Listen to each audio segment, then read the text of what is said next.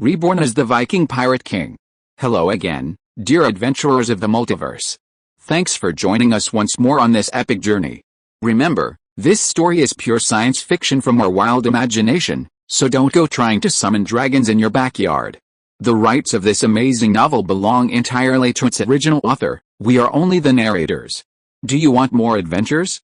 Show some love to our YouTube channel with a subscription and a like, and if you want exclusive content, our Patreon is waiting for you with open arms. Chapter 326 The Slavs are advancing. As you can imagine, when heavy rain fell 3 days later and the Slavic army discovered a mass of corpses in a scorched forest, they were no less bewildered than the English. What is this? It's pitch black. Could it be a charred corpse? A young Slavic warrior, following a few branch in front of him, noticed something that looked like a human hand. You idiot! The old hunter in front of him turned and roared. It's a tree trunk. If it were a corpse, look, there would be corpses everywhere. Are these English idiots? They're just waiting quietly in the woods for us to burn? Are they even human? Not even a fool would be that stupid. Yeah, the young warrior sniffed, perceiving a faint, lingering aroma of meat in the air. As the dense forest burned to a flat surface, Bakambush's army passed through it unscathed. It was foreseeable that they would encounter no obstacles along the way. Even Cambridge, the capital of East Anglia, dared not close its gates. The Slavic army marched through the city gates openly. All the shops along the way were shuttered. However, the hospitable citizens of Cambridge neatly laid out vegetables, fruits, bread, baked meats, and even bags of silver outside their doors. The king of East Anglia had already fallen into Loki's hands. Leaderless and without an army, they were as weak as lambs before the Slavs. A nationwide defense of the city walls was utterly pointless. In that case, it was better to open the city gates and allow the enemy to execute or slash them at will. Of course, another important factor in the garrison captain's decision was that he had heard that Buchenbush had not attacked Canterbury, the capital of Kent. This suggested that his target might not be East Anglia. This desperate measure had indeed worked.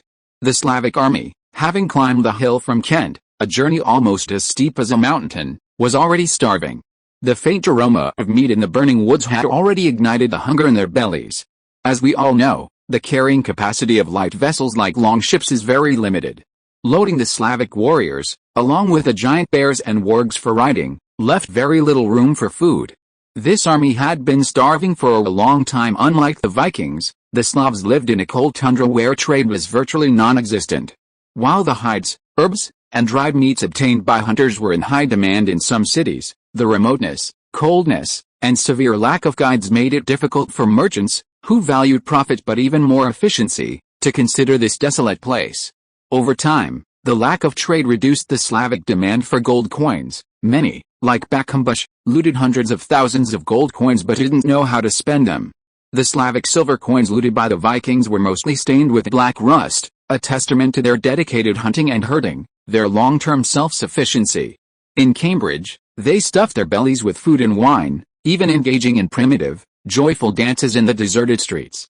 However, the honest Slavs ignored the heavy bags of silver. Instead, they pulled a few coppers from their pockets and tossed them onto the doorsteps of Cambridge residents. After eating and drinking their fill, they hurried out of the city before dawn. They hadn't caused any bloodshed. As the first rays of morning light streamed down, residents hidden behind thick curtains gently parted a corner, finding the streets empty. Everyone felt a sense of having survived a catastrophe. Haha, this city is quite nice. If the British along this journey are all this hospitable, I really don't know what to do, how to do it. The king is furious with that old charlatan of the holy bishop right now. Just wait and see. Once we cross the East Anglian border and descend from the Highlands into Wessex, the people of Wessex won't be like this anymore. Damn it, that's fine. My bear's been hungry all winter, so this month's a good time to eat some meat. By the way, this place is quite beautiful. It's a little hot, though. We've been walking for most of the day. Should we talk to the king about finding some game in the woods? Eating bread all day is bland. Mollenden looked at the Slavic hunters leading their wargs, horses, and brown bears. He felt that they didn't resemble anything resembling an army. Neither marching formations nor supplies were present in this army. The Slavic marching formation was essentially no formation. Everyone casually followed their village chief, chatting and laughing in small groups. If it weren't for the sheer size of the group, it would have looked more like a spring outing. The supply situation was even more exaggerated. Anyone hungry fetched their own food, whether it was hunting with their wargs in the nearby woods or bartering silver for food from scattered farmers in the wilderness. The army of Bakumbush was completely devoid of discipline. Within this group, everyone was free to do what they pleased, without the need to report to their superiors. During the march, at least hundreds of men never returned from hunting trips. It was unclear whether they were engrossed in the breathtaking beauty of the English Isles, or perhaps they were killed by the English in isolated corners. The Viking princess wasn't a military strategist, but she was born into Viking royalty, and her family's mainstay was the mercenary business, so she had some understanding of marching and warfare. The fundamental principles of training non-commissioned officers: the kind of general you train determines the kind of army you will have. The Slavic king, Bakumbush, was, by all accounts, not a good leader. Yet, it was at the hands of this general that the Vikings suffered crushing defeat, losing vast territories. Now, even Loki's life was at stake. Thus, after a nearly uncontrolled march, Bakumbush's army reached the border between East Anglia and Wessex. A crimson mist drifted across the area. Within it, 7 figures loomed. Chapter 327: Bakumbush vs. Red Queen. Bakumbush was a rough, unconcerned man, but having lived among wild beasts since childhood, he possessed remarkable combat instincts. Upon seeing the blood mist drifting across the valley, he immediately sensed a sense of danger. Squinting his eyes at the cloud-like crimson mist before him, his mind vividly recalled a similar scene in the dungeons beneath the holy mountain. When Loki bleeds, his blood drips onto the ground, precisely what forms this strange layer. Within the crimson mist, his combat abilities will be greatly enhanced. However, the 7 figures hidden within it are clearly all women. Lord Bakumbush, I am Iphitus Bloodstain, Chief of Staff to Lord Egbert of Wessex. If you are merely passing through the Kingdom of Wessex, I sincerely wish you success on your journey. But if you are seeking to invade our land, do not blame me. Before he could finish his words, Bakumbush let out a strange cry of excitement and burst forward like a ball of lightning. Iphitus frowned in confusion within the red mist. Ever since she and Egbert massacred the Wessex royal family and successfully seized power, most of her enemies had fled in terror upon discovering her presence. But someone like Bakumbush, charging at her like a boar in heat, something she had never seen before. King Bakumbush, calm down. I am not your enemy. Unfortunately, the Slavic king was oblivious to her words. He ran at breakneck speed, letting out a laugh unfathomable to ordinary people. Ha ha ha, after searching high and low for something, I finally found it. A new species whose blood can transform into thick psychic mist. Last year, I fought that guy whose body emitted red smoke. I never thought he'd save me in the end. I'm too embarrassed to kill him. Thank you, almighty Princess Hacker. Thank you, Odin. You've sent me 7 alive today. Not just 1, but 7. Is there anything better in the world? This is a perfect day. An old Scandinavian motto holds true: don't be targeted by a Bakumbush, a beast without intelligence. It's absolutely true. Unlike humans, whose killing impulses are driven by hatred, greed, or other psychological factors, beasts don't need any reason to kill. Bakumbush is a beast that can be either impulsive or downright ferocious. When he's not interested, he'll pass by without even a glance. But when his hands itched, no matter if they were human or beast, male or female, no one could escape his sight. In his extreme excitement, Bakumbush didn't even have time to greet his lieutenants and centurions. With every cell in his body throbbing with activity, the Slavic king plunged headfirst into the red mist like a mad tiger. As he ran, his body rapidly grew taller and larger. Coarse white fur sprouted from his body, and his mouth began to sprout sharp teeth, characteristic of a bear. This was sequence 0 of the giant bear path, the divine power of the bear lord. Last year, Bakumbush was merely a greatly perfected chosen one of the Hall of Hakron. But this year, he possessed entirely new abilities. God King Odin didn't mind him killing the gay guardian with his bare hands. Instead, he granted him the power of thunder for his heroic deed. From nothing, he ascended to sequence 2 of the Thor path, the Lord of Storms. Such an achievement was unheard of among the Vikings. At this moment, Bakumbush charged relentlessly towards the Red Queen, Iphitus.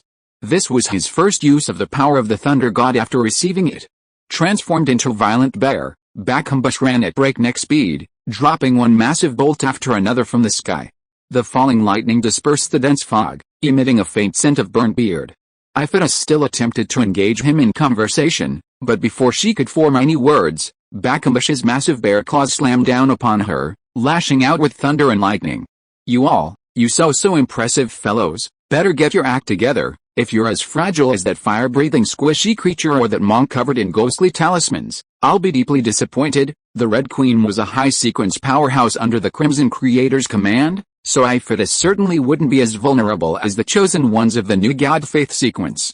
When the massive bear paw smacked the Red Queen's face with a sound of thunder and lightning, Bakambush showed none of the manly tenderness typical of a formidable foe. Amidst a blazing burst of lightning, the Red Queen's white cheek was struck solidly, and the immense force instantly sent her flying. Damn it! No way! Just like that, Bakambush glanced at his own claws. He had to admit, he'd been overly excited and had struck a bit too hard, but something so impressive looking couldn't be so vulnerable. Disappointed, he gazed at the Red Queen's sent flying. Just as he was about to curse, he saw her dissolve into the bloody mist mid-air. Yeah, good. That's right, haha, come on. Rubbing his hands together, he roared, then twitched his nose, trying to find the Red Queen once again. Princess Hakaran, a hydra surviving from the wilderness, had adopted all the same survival methods as the wild beasts of the woods. The combat skills imparted to the chosen ones were also beast-related. Bakambush, transformed into a giant white bear, possessed a terrifyingly keen sense of smell. Even though the pervasive red fog obscured his vision, his moist nose could quickly detect even the slightest trace of human scent in the air. But don't forget, within the red fog, besides Ifidus, there were also 6 crimson apostles. Bakambush slapped the Red Queen away and immediately began to twitch his broad nose, ignoring the crimson apostles standing silently beside him. This left them feeling deeply insulted. The crimson apostles within the red fog were equally formidable warriors. Whether it was their ability to vanish into the red fog while running, or their exceptional ability to rapidly heal wounds. On a normal day, they could easily defeat hundreds of holy bishops or members of the Firelink clan. However, the Slavic king staggered past them at this time, and chose to completely ignore them. The Crimson Apostles looked at each other and drew out the sharp daggers behind their backs. Chapter 328 Bakambush vs. Red Queen. The 6 Crimson Apostles perished almost simultaneously. Sensing the insects around him attempting a duel, Bakambush sneered. Facing the charging Crimson Apostles, he didn't throw a punch, didn't high-five, and didn't even raise his arm. As the Crimson Apostles, transformed into a wisp of green smoke and charged towards him, he watched helplessly as they unsheathed their scarlet daggers. At that moment, he leaped from the spot and soared into the air. The Crimson Apostles, sprinting through the crimson mist, could indeed enter an untouchable state of nothingness, but the moment they drew their weapons to attack, they would inevitably emerge from the mist. Bakambush's powerful combat instincts allowed him to anticipate the enemy's attack. The moment the Crimson Apostles drew their weapons, he leaped from the spot. Then, his solid body, weighing nearly 3 tons, fell like a meteorite from the sky, accompanied by a roar of thunder, crashing down upon the Crimson Apostles' faces. 3 of the 6 were instantly crushed into patties. The other 3, briefly paralyzed by the massive lightning, watched helplessly as a massive bear paw flew towards them, easily smacking away 3 fresh heads. The Crimson Apostles of the Red God Path lacked the flash ability of Old Ward of the Blood God Path. While their bodies showed remarkable resilience within the blood mist, Loki had long since concluded that these creatures feared instantaneous destruction from a single powerful attack. Loki's ability to ravage the lands was primarily due to the Blood Axe, a derivative of the Demon Sealing Blade. Without the Blood Axe, relying solely on the might of the Crimson Apostle, he would be far less formidable. Facing both demigod-level powerhouses, a Sequence 8 Crimson Apostle couldn't even hold his own for more than a few seconds, let alone attempt to harm him. Lord Bakambush, the Kingdom of Wessex is not your enemy, don't forget, last autumn, we were allies, haha. It's better not to bring that up. The mention of the word alliance brought back memories of the holy bishop Prophet Sheamus, whom he had welcomed into his tent as a guest. That old man spoke of an alliance, but in reality, he was exploiting and deceiving him. Not only had he used him as a pawn, but when the war ended, he hadn't paid him a single cent of the promised rewards. When he regained consciousness from his injuries, he learned that this charlatan had, while he was recovering, taken all the English envoys and fled Murmansk overnight. How could such a shameless person exist in the world? Even more despicable was how this temptress, capable of hiding in the red mist, dared to talk about an alliance. This was like rubbing salt into my wounds. Bakunbush's eyes flushed red, and he continued to twitch his wide nostrils. He could sense the temptress not far away. She seemed to be floating in midair. Haha, just floating in the air like a kite. You think I can't do anything to you? Not to mention you smoke-emitting ghosts. I've even slapped those sword cultivators of the Eastern Tang dynasty who ride on flying swords to death with my own hands. Feigning composure, Bakunbush approached Iphitus's feet, took a deep breath, and then leaped from the spot. Wind and thunder swirled around him again. As he ascended, he looked up to see Iphitus floating overhead. Her large, furry hands reached out and grasped her ankles tightly. You bastard, I finally caught you, having secured her. Bakunbush didn't attempt to pull her down. From his previous attack, he had already discovered that the Red Queen seemed to possess the ability to move swiftly within the red mist. Grabbing the temptress by the ankles and slamming her to the ground was indeed satisfying, but in mid-air, she had ample time to use her flash ability to escape. Therefore, the Slavic king opted for electrotherapy. After covering the ankle, which he could grasp with his hand, a dense ball of lightning surged from Bakunbush's massive palm. Then, a thick bolt of lightning struck from the sky, connecting with his arm. The lightning and thunder violently poured into Iphitus's body, instantly giving her a powerful electric shock. Iphitus felt her internal organs burning simultaneously. However, she was, after all, a Sequence 3 follower of the old god under the blood god path. An attack of this intensity could only injure her, not kill her. Summoning lightning from the sky was an attack that could not be sustained. After all, in this era, the free spiritual energy between heaven and earth was far thinner than it had been 1,000 years ago. When the lightning ceased, the severely injured Iphitus chose to continue hiding within the red mist. At the same time, she extended her right hand and launched her first counterattack. Iphitus and Old Valder were chosen ones of the same lineage. Unlike the red god path of wielding blades and slashing with might, the chosen ones of the blood god path of the blood creator fight by channeling psychic energy to draw blood from their enemies. This blood nourishes them while also inflicting heavy damage. Upon reaching the Red Queen level, along with the blood, the target's psychic energy surges forth. Within the blood mist, those battling Iphitus will grow increasingly weaker, ultimately falling under her complete control.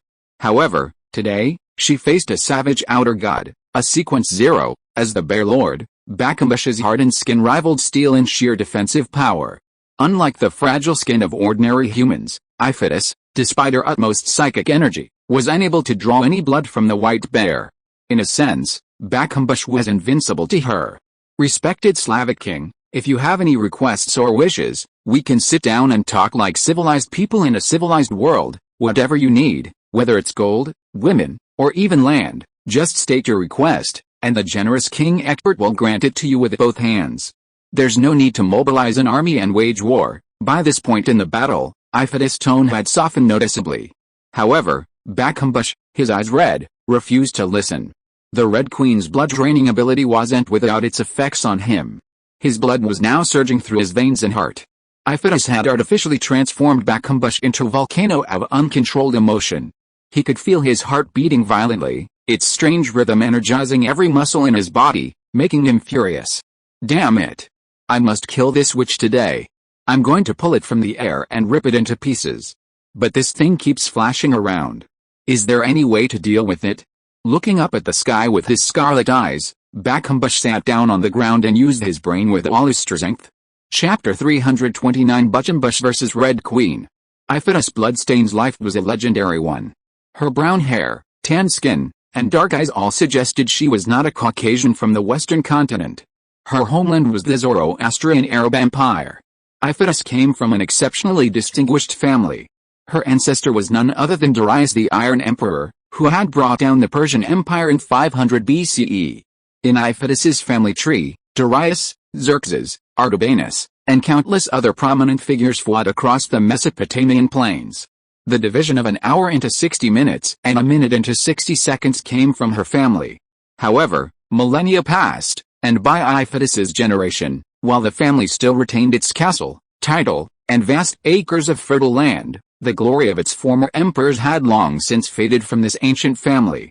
Relying on her eldest daughter and the title of descendant of Darius, Iphitus barely enjoyed the privileges of a first-tier noble in the Arab Empire. At his 18th birthday ceremony, Archbishop Sisas, one of the 5 cinder lords of the Zoroastrianism, bestowed upon him the witch path, one of the 6 paths of the Zoroastrianism. Pure psychic energy was directly infused into him. On his birthday, he instantly ascended to sequence 6 of the witch path, the witch of pleasure. For mortals, this was a powerful force bestowed from heaven similar to the raven path of Valhalla and the faith path of the holy bishop. The Zoroastrianism witch path is not a combat-oriented divine power focused on wielding weapons. Upon ascending to witch status, a mortal's physical strength and resilience do not improve. Despite this, witches remain formidable figures, feared by all. This is because their power is witch dream invasion. Witches can enter a person's dreams at night. Lower sequence members can communicate with their target's subconscious and probe their thoughts, while higher sequence members can directly control their bodies. Using psychic energy, they can infinitely suppress the target's original soul. Mortals are helpless against the witch's dreams. Imagine falling asleep, and a powerful demon will torment them with every possible means, a treatment far worse than most real-life torture. Possessing the power of a witch, Iphidus served Archbishop Sassas, diligently fulfilling his missions and rapidly growing. Her fate turned 62 years ago. That year, she ascended to sequence 3, Soul Eater, of the witch path. Under the orders of Pope Gregory III, the holy archbishop used his immense power to search the world for the outer gods and the old ones. By chance, while on a mission, Iphidus inadvertently approached a Templar and successfully infiltrated his dreams.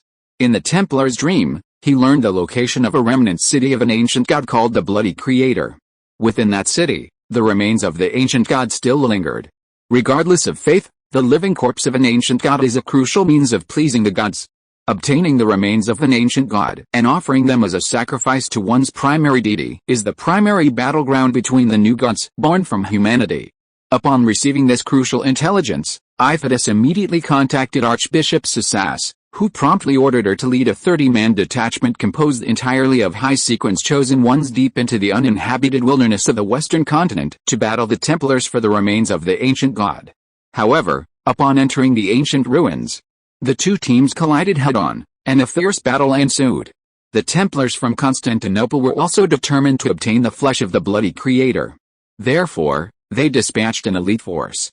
The two sides battled for a day and a night within the ruins of the ancient god city, each fighting to the last man. In the end, Iphidus was the only survivor in the entire ruins. She was gravely wounded and on the verge of death. Despite her divine power, the witch's body was no different from that of a mortal. Exhausting her last remaining strength, Iphidus climbed to the deepest part of the ancient city. In the center of the towering dome, she saw a magnificent crystal coffin. The coffin was nearly 100 meters long, and beneath it slumbered an ancient giant, clad in golden armor and radiantly crimson. This was Iphidus' first encounter with an ancient god. Unfortunately, she was now drenched in blood, barely able to stand upright. That's all this is for this life, she thought. In her final moments, she forced her eyelids open and gazed at the giant within the crystal coffin. Life is but a journey. To experience more than others, to see more sights, within a limited lifespan, is to feel that life has not been lived in vain. Though only 22, Iphidus had used her divine power to enter dreams hundreds of times. She had witnessed the lives and struggles of hundreds of people. In her final moments, a thought struck her. Should I try and see what kind of images remain in this giant's mind? Once that thought formed, it was unwavering. Coughing up blood non-stop, she unleashed the power of the Soul Eater for the last time, targeting the sleeping Blood Creator. Unexpectedly, she had actually gained direct access to this body. Iphidus, transformed into the Blood Creator, stretched 100 meters tall. She extended her enormous hands, gently grasped her own corpse, and fell into deep thought. The Blood Creator's knowledge and techniques flooded into Iphidus's mind like a surging tide. Gently placing her body in a crystal coffin, she wandered through the deserted city, searching for the Blood Creator's memories and beginning to learn the abilities of the ancient gods. She remained in this ruined city for 55 years. During these 55 years, she constantly studied the Blood Creator's powerful bioengineering in an attempt to repair her decaying body. Using the Blood Creator's remaining portals, she traveled to many different worlds, participated in many battles, and encountered many different races living in other worlds. Iphidus racked her brains, exchanging various materials from them for forging her body. She then returned to the deserted ruins of the city to rebuild her body. Finally, 55 years later, she successfully promoted her once dead body to sequence 3, the Red Queen, under the blood god path. Just after returning to her former body from the blood creator's sea of consciousness, she heard the sound of footsteps. Egbert, who had been out adventuring, had appeared outside the gates of the ancient ruins. Chapter 330 Buchenbush vs. Red Queen. In terms of sheer longevity, across the entire Western continent, only a handful of Tang Dynasty key refining practitioners who had reached the golden core stage could compare. As for her life experience, if she claimed to have experienced little, no one would dare claim to have lived a rich one. In her nearly 90-year lifespan, she had been born into a noble family, fought in wars, entered ancient ruins, and even traveled to become an ancient god for a long time. She then forged her own body and followed Egbert in the construction of Wessex. Throughout this considerable lifespan, she had participated in all manner of battles. Consequently, she had a deep understanding of the tactics used to combat powerful foes. As a human, Buchenbush was indeed formidable beyond her imagination, but she was also a powerful demigod. Relying on the Red Queen's divine power, which allowed her to become invisible and dissolve within the blood mist, Buchenbush was powerless unless she chose to intervene. This also served to prevent him from advancing. Iphitus had already discerned that this person's goal was most likely to support the now encircled Loki. As long as he could be blocked outside Wessex's borders, the undisciplined Slavic army would inevitably be unable to hold out for long. After dealing with Loki, Egbert, freed up, had ample means to counterattack them. However, Iphitus failed to grasp one point. She had spent the vast majority of her long life battling civilized beings. Whether it was the Firebringers, the Knights Templar, or even the Outlander gods, they all adhered to the principles of civilized beings. Yet, within the Red Mist, Buchenbush, now a beast, resembled a distant human. Wild beasts possessed the savage methods of the wilderness. The ferocious eyes of the giant bears had blinked. This enchantress, who knew only to conceal herself within the Red Mist, had already ignited his wrath. Despite his rage, Buchenbush's mind was lucid. His mind raced, compiling the three pieces of information he knew. 1. This enchantress had melted within the Red Mist, seemingly invulnerable to harm, no matter what he did to. It was clear that she also needed the thick blood mist to maintain her invisibility skill. 3. The Red Mist's coverage area didn't seem very large. Based on these three pieces of information, Buchenbush let out a long howl. Upon hearing the order, his subordinates untied their brown bears, wargs, and horses, allowing them to run to Buchenbush's side. Buchenbush snorted coldly and spat out three words. "Give it to me, poop, puff, puff, puff." Over 1,000 massive beasts began to eject their long accumulated excrement. Simultaneously, a dizzying and nauseating odor filled the air. The Red Mist covered only 100 meters in radius, but within such a dense area, the beasts' excrement piled up into small mountains. As for the liquid, it briefly gathered into several yellow streams. After collectively resolving their individual issues within the blood mist, Buchenbush led his herd out of the blood mist illusion. 3,000 Slavic warriors densely surrounded the blood mist illusion, ready for battle. The situation suddenly reversed. It was Iphitus who was now feeling the pinch. After acquiring this powerful body, Iphitus had imagined how he would defeat the enemies of the blood creator lineage if he were to become one. However, the Red Queen, born into a noble family and raised in luxury, could never have imagined such a wild and unconventional method. But this method, used against her, would cause her unbearable pain. As the blood creator lineage advances in sequence level, the power of the red mist created by each individual, and the blood mist illusion, grows stronger. The blood mist illusion created by the Crimson Apostle can only consume blood with sufficient psychic energy. However, after advancing to sequence 3, any organic matter within the blood mist's range, whether fur, grass, or even animal bones, can be broken down into psychic energy to sustain the blood mist illusion. This, of course, includes animal feces. At that moment, piles upon piles of feces, overflowing with stinking sewage, were the only organic matter within the blood mist illusion.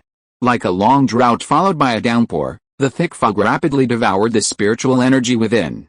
Immersed in the blood mist, Iphitus felt as if she were immersed in a cesspool.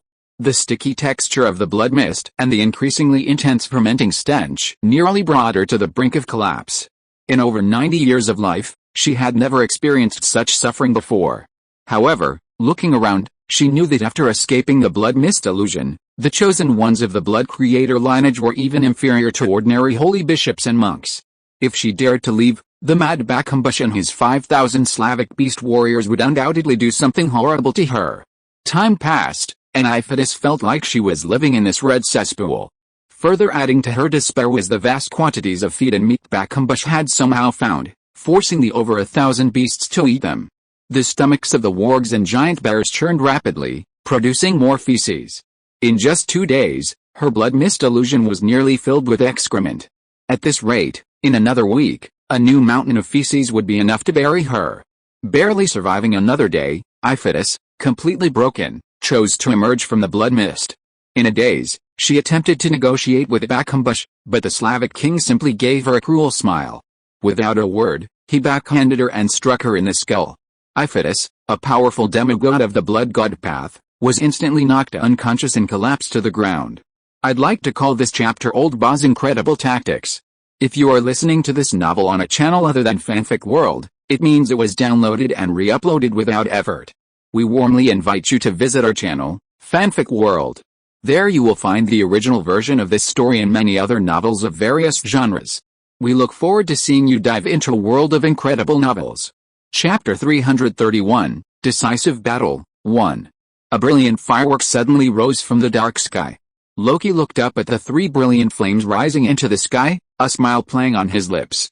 Without any correspondence, in this moment of crisis, Merinding had accurately found a reliable ally for him. If his predictions were correct, the one appearing behind the Wessex lines should be the same Bakenboshi who had slaughtered the Vikings the previous year. But, the former enemy had become an ally. Brothers, press on, 3 meteors rising, heralding a general attack tomorrow morning. Everyone hurry. Our tanks are assembled. I need at least 20. The tanks Loki was referring to were certainly not the 21st century armored monsters with cannons. After the attacks of the burrowing worms and the cyclops that descended from the sky, Stanahelm fortress was now in ruins. Amidst the scattered bricks, broken wood, and discarded nails, Loki commanded his Viking warriors to construct 20 massive carts during the 10 days of siege. Each cart measured 10 meters long and 10 meters wide, with 8 crudely constructed wheels at the base. The tops were filled with discarded stone scavenged from the ruins. Long marble bricks were neatly stacked atop the carts, reaching a height of 10 meters. This height easily concealed the mountain giant behind the carts. These 10-ton stone carts were designed to withstand Wessex's newly acquired rapid-fire crossbows. This strategy stemmed from the common practice of infantry tank coordination on 21st century battlefields. In many cases, the tank, a new combat weapon, possessed far more power than just a single rotating cannon. The tank's thick armor was equally crucial in blocking artillery fire and bullets during its advance. Soldiers hiding behind tanks and advancing alongside them could rely on their thick shields to minimize casualties. Now, the 20 crudely constructed carts Loki had crafted were a powerful weapon against the rapid-fire ballistae. Once the battle began, the sturdy giants would push the carts forward, with the infantry following behind. If they encountered a trench dug by the Wessex army, the giants would push the rubble piled on the carts out, filling the trench before continuing their advance. In this way, they could use the 20 carts of rubble to defend the area covered by the rapid-fire ballistae. If they could get the berserkers and valkyries close enough to the Wessex army's formation, the battle would immediately tilt in Loki's favor. As a second-generation warrior, Loki deeply understood the power of powerful capital to transform a nation. Even with 20 carts, fighting alone would still put him in danger. The wealthy Frostman of Wessex, once wealthy, knew how to employ several chosen ones as bodyguards. Ecbert's fortune was worth well over $1 million. Loki doubted that a king of this caliber wouldn't have a few trump cards up his sleeve. Without the Slavic reinforcements, this war would have been a difficult one. But with the reinforcements now in place, he had no further worries. The next morning, accompanied by a deep blast of a horn, Loki pushed open the gates of Stanahelm. The Vikings launched their general assault. 20 carts filled with loose stone were wheeled out of the fortress by towering giants, roaring toward the Wessex defenses. Seeing Loki's arrival, Ecbert immediately ordered his men to fire their rapid-fire ballistas. Boom, boom, boom. One after another. Thick iron arrows whistled into the stone, but the stone on the carts was 10 meters thick. The loose granite completely absorbed the arrows' force. The dense barrage of arrows instantly reduced the carts to a pile of thorns, but the giants behind them continued to steadily push their load of stone forward. Only then did Loki realize the significance of his insistence on making 20 carts. It wasn't the iron arrows that destroyed the carts, but the crude wheels hacked out by the Vikings' axes. Most Vikings couldn't even master addition, subtraction, multiplication, or division, let alone pi. Asking them to hack a perfect circle out of wood with axes was sheer wishful thinking. The wheels hastily crafted by these pirates, who had absolutely no carpentry experience, were at best octagons, while the worst didn't even have 6 sides. If it weren't for the immense strength of the mountain and sea giants powering the carts, these crude creations would have been difficult to move. During their advance, at least 7 or 8 carts were stuck due to wheel failures. Fortunately, there were enough of them. The remaining carts were still able to propel the Vikings forward steadily. At this point in the battle, Egbert had nothing left to hold back. Behind him, the 5 remaining dragons of Wessex flapped their wings and took flight, attempting to disrupt the Viking advance from the air. These 5 dragons were, admittedly, Loki's only weakness at this moment. To counter Wessex's dragon riders, Loki had made preparations. Before retreating from Sea-Watch, he had unloaded 30 Dragon Slayer ballistas from the city walls, precisely to counter these soaring beasts. Unfortunately, over 20 of these were destroyed in the Cyclops attack on Stoneham, leaving fewer than 10 operational. Meanwhile, 5 dragons surged towards the Vikings from the sky. The soaring dragons were quicker than the massive arrows aimed at them. After resisting a volley of Dragon Slayer blasts, the 4 remaining dragons unleashed their combined force, instantly reducing the few remaining ballistas to ash. As they rose again, poised to swoop down on the Vikings a second time, Loki could only watch helplessly as the blazing flames descended upon his own ranks. At this point, he was completely helpless. A cart filled with stones could only block attacks from the front, offering no protection against the raging fire that fell from the sky. After 2 rounds of dragon breath, hundreds of Vikings perished in the flames. And now, they were still at least a kilometer away from the Wessex lines, a dangerous distance. Loki had no choice but to forge ahead. But at that moment, a deeper horn blast rang out from behind the Wessex lines. Boom, boom, boom. The heavy footsteps of the beast and the frantic cries of the Slavic hunters could be heard from afar. Directly in front of everyone stood a shirtless Slavic man, clutching a kite. It was Bakambush, whom they had not seen for an entire winter. Chapter 332, Decisive Battle, 2. How to deal with the Red Queen, Iphitus. This is a question that every mortal would find vexing. As a high sequence chosen under the Crimson Creator, Iphitus doesn't need to shed blood like the Crimson Apostles to generate blood mist. As long as she's conscious, she can simply eject blood mist imbued with sufficient psychic energy from her hands, creating a blood mist illusion. Once the blood mist thickens enough, she can merge into it at any time. Mortal shackles, ropes, and all other restraints are meaningless to her. This is the power of the high sequence chosen, and it's also why all mortals in the Western continent desperately strive to curry favor with the gods. This is the true power of heaven and earth, omnipotent, relying solely on the divine power of escaping into the blood mist. Iphitus has escaped danger countless times. She's seen countless times humans helpless against her escape. Therefore, when she fell into Bakambush's hands, she didn't panic. However, this composure only lasted half an hour. After half an hour, she panicked. Completely panicked, Bakambush ordered his men to chop down branches and, using twigs and canvas, fashion a large kite. Then, Iphitus was hoisted onto it. He ran like a 200-pound child, launching the kite 100 meters into the air. High in the air, Iphitus instantly plunged into the icy cave. She was shocked to discover that, suspended 100 meters in the air, no matter how hard she tried, the crimson blood mist emanating from her body was terribly thin compared to the vast expanse of space. The constant chill wind that blew against her cheeks felt like thousands of knives, instantly blowing away the thin blood mist. She had been suspended in the air by this giant kite for 3 days. These 3 days had been hell for Iphitus, who had lived a life of luxury since childhood. As a woman who cherished beauty, she could clearly feel herself drying like a piece of rapidly dry bacon, her body's moisture rapidly draining away. Meanwhile, any word she uttered could not reach the ground. Even if she cried out for mercy, surrendered, or even begged Bakambush to kill her 3 days later, the upright Slavic king had no intention of lowering her from the sky. This wind-riding journey had become the most brutal torture in the world. The Slavic king, as unrefined as a country bumpkin, was the strongest enemy Iphitus had ever encountered in his 90-plus years. Barely any. His tactics were crude and simple, even, in some ways, idiotic, yet, they were incredibly effective. Whether it was driving animals to defecate in the blood mist illusion or constructing a giant kite to dangle himself from the sky, none of these tactics could even be called tactics. They were more like idiotic games played by children in deserted villages. Yet, at this moment, Iphitus truly wished for a sharp blade to fall from the sky and kill her. She was a woman who had never experienced torture or disaster since childhood. In her 90 years, no one had ever tortured her like Bakenbush. All her defenses had been shattered by him. As you can imagine, Egbert was equally shocked when he saw Bakenbush appear behind him, kite-wielding like a child. The demigod-level powerhouses under the old gods were simply no match for mortals. In the 10 years since his reign, he had witnessed Iphitus lead the Crimson Apostles in slaughtering mortal armies dozens of times, each time resulting in resounding victory. Iphitus's unwavering victories even instilled a faint fear in him, and he even considered cultivating another force to counter him. Unexpectedly, she was dangling from a giant kite, crying like a baby. "Turn around, everyone, turn around, enemies in our rear.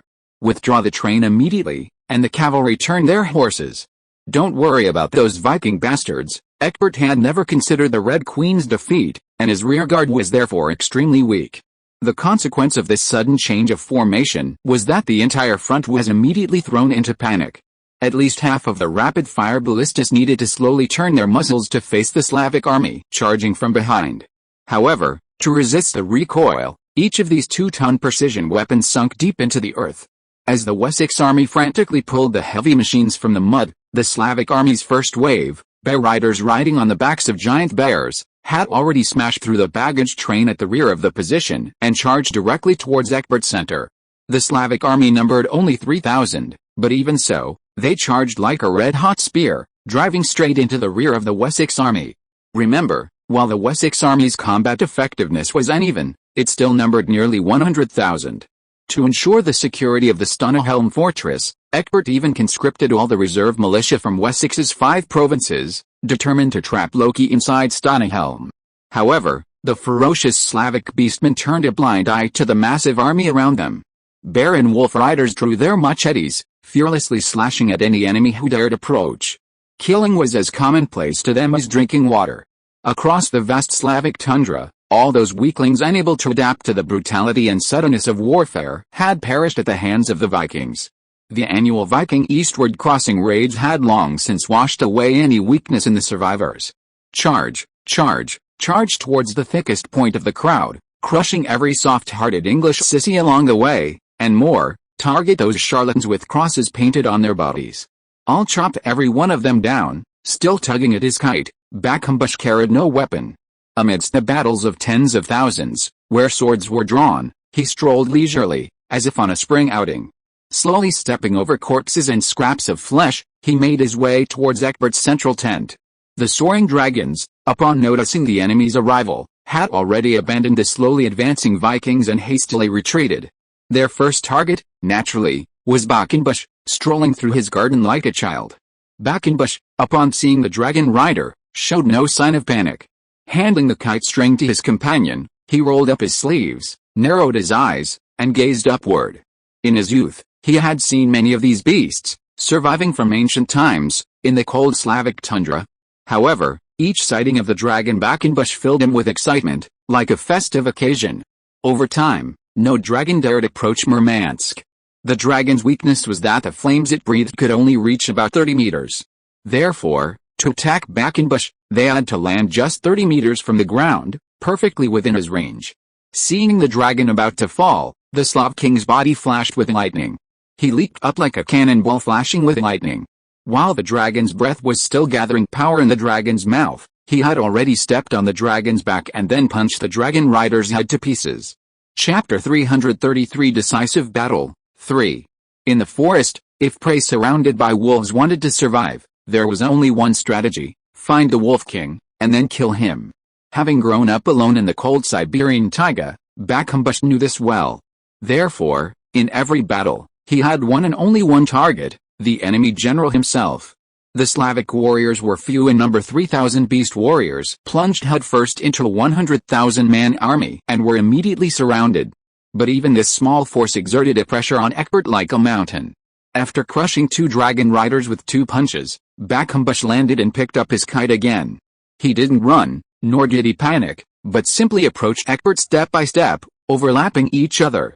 Egbert felt he had never been so nervous in his life. Only then did he realize that without the powerful old god-follower eye for this bloodstain, his army was no match for the enemy. Seeing that Quackenbush was unstoppable, the royal guards led him out of the tent and helped him onto his horse. However, just as he was atop his steed, Egbert suddenly heard a dull thud from the other side's defenses.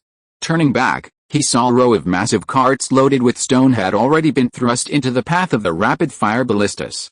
The heavy stones blocked the muzzles of the ballistas. Then, hundreds of berserkers armed with hatchets, stepping on the shoulders of giants, leaped into the Wessex defenses. Their axes swung, unleashing a hail of blood. With Quackenbush in front, Loki's Vikings also withstood the rapid-fire ballista attacks from behind, forcing themselves to close combat with the English soldiers using several stone-laden carts. Damn it, why are these northern bumpkins so difficult to deal with? This question was not only uttered by Egbert, but also by his soldiers.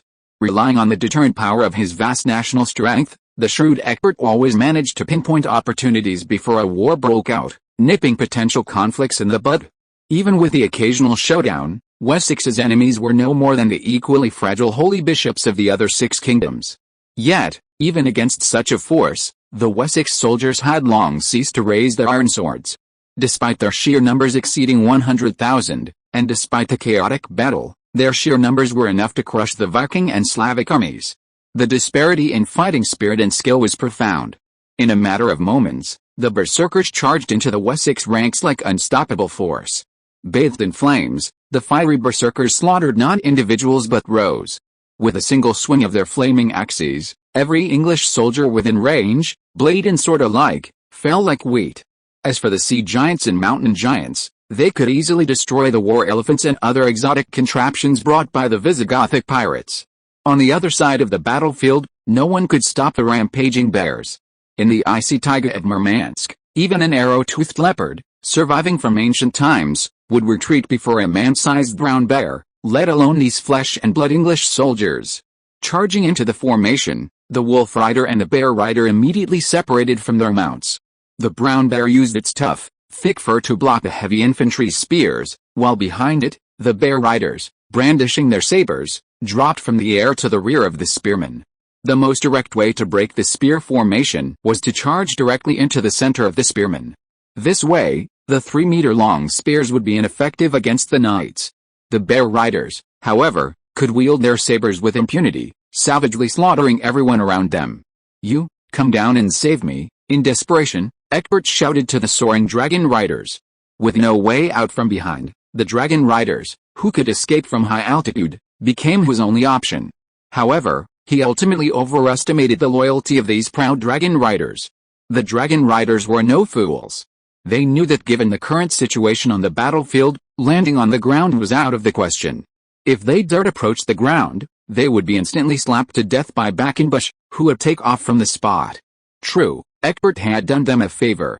This favor had granted them power, titles, and allowed them to witness the splendor of the glamorous world. Castles, beauties, wealth, children, each one of these was a reason for them to cling to this world. In contrast, who would risk their lives to try to rescue him? Watching helplessly as the 3 remaining dragon knights circled a few times in the sky before escaping, Egbert sighed and lowered his weapon. He had no chance of resistance, as Quackenbush had already closed within 10 meters of him. Looking at the King of Wessex, clad in exquisite armor, Quackenbush inquired in cold Slavic about the whereabouts of the prophet Himas. Of course, Egbert couldn't understand the Slavic language with a strong local accent. Seeing that this man was of no use to him, Quackenbush stretched out his fist as big as a sandbag and hit him lightly on the head. The poor King of Wessex immediately fell to the ground and fell into coma.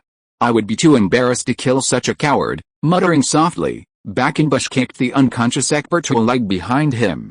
Oleg walked up the high slope, grabbed Egbert's neck, and raised his head to the entire battlefield like a dead dog.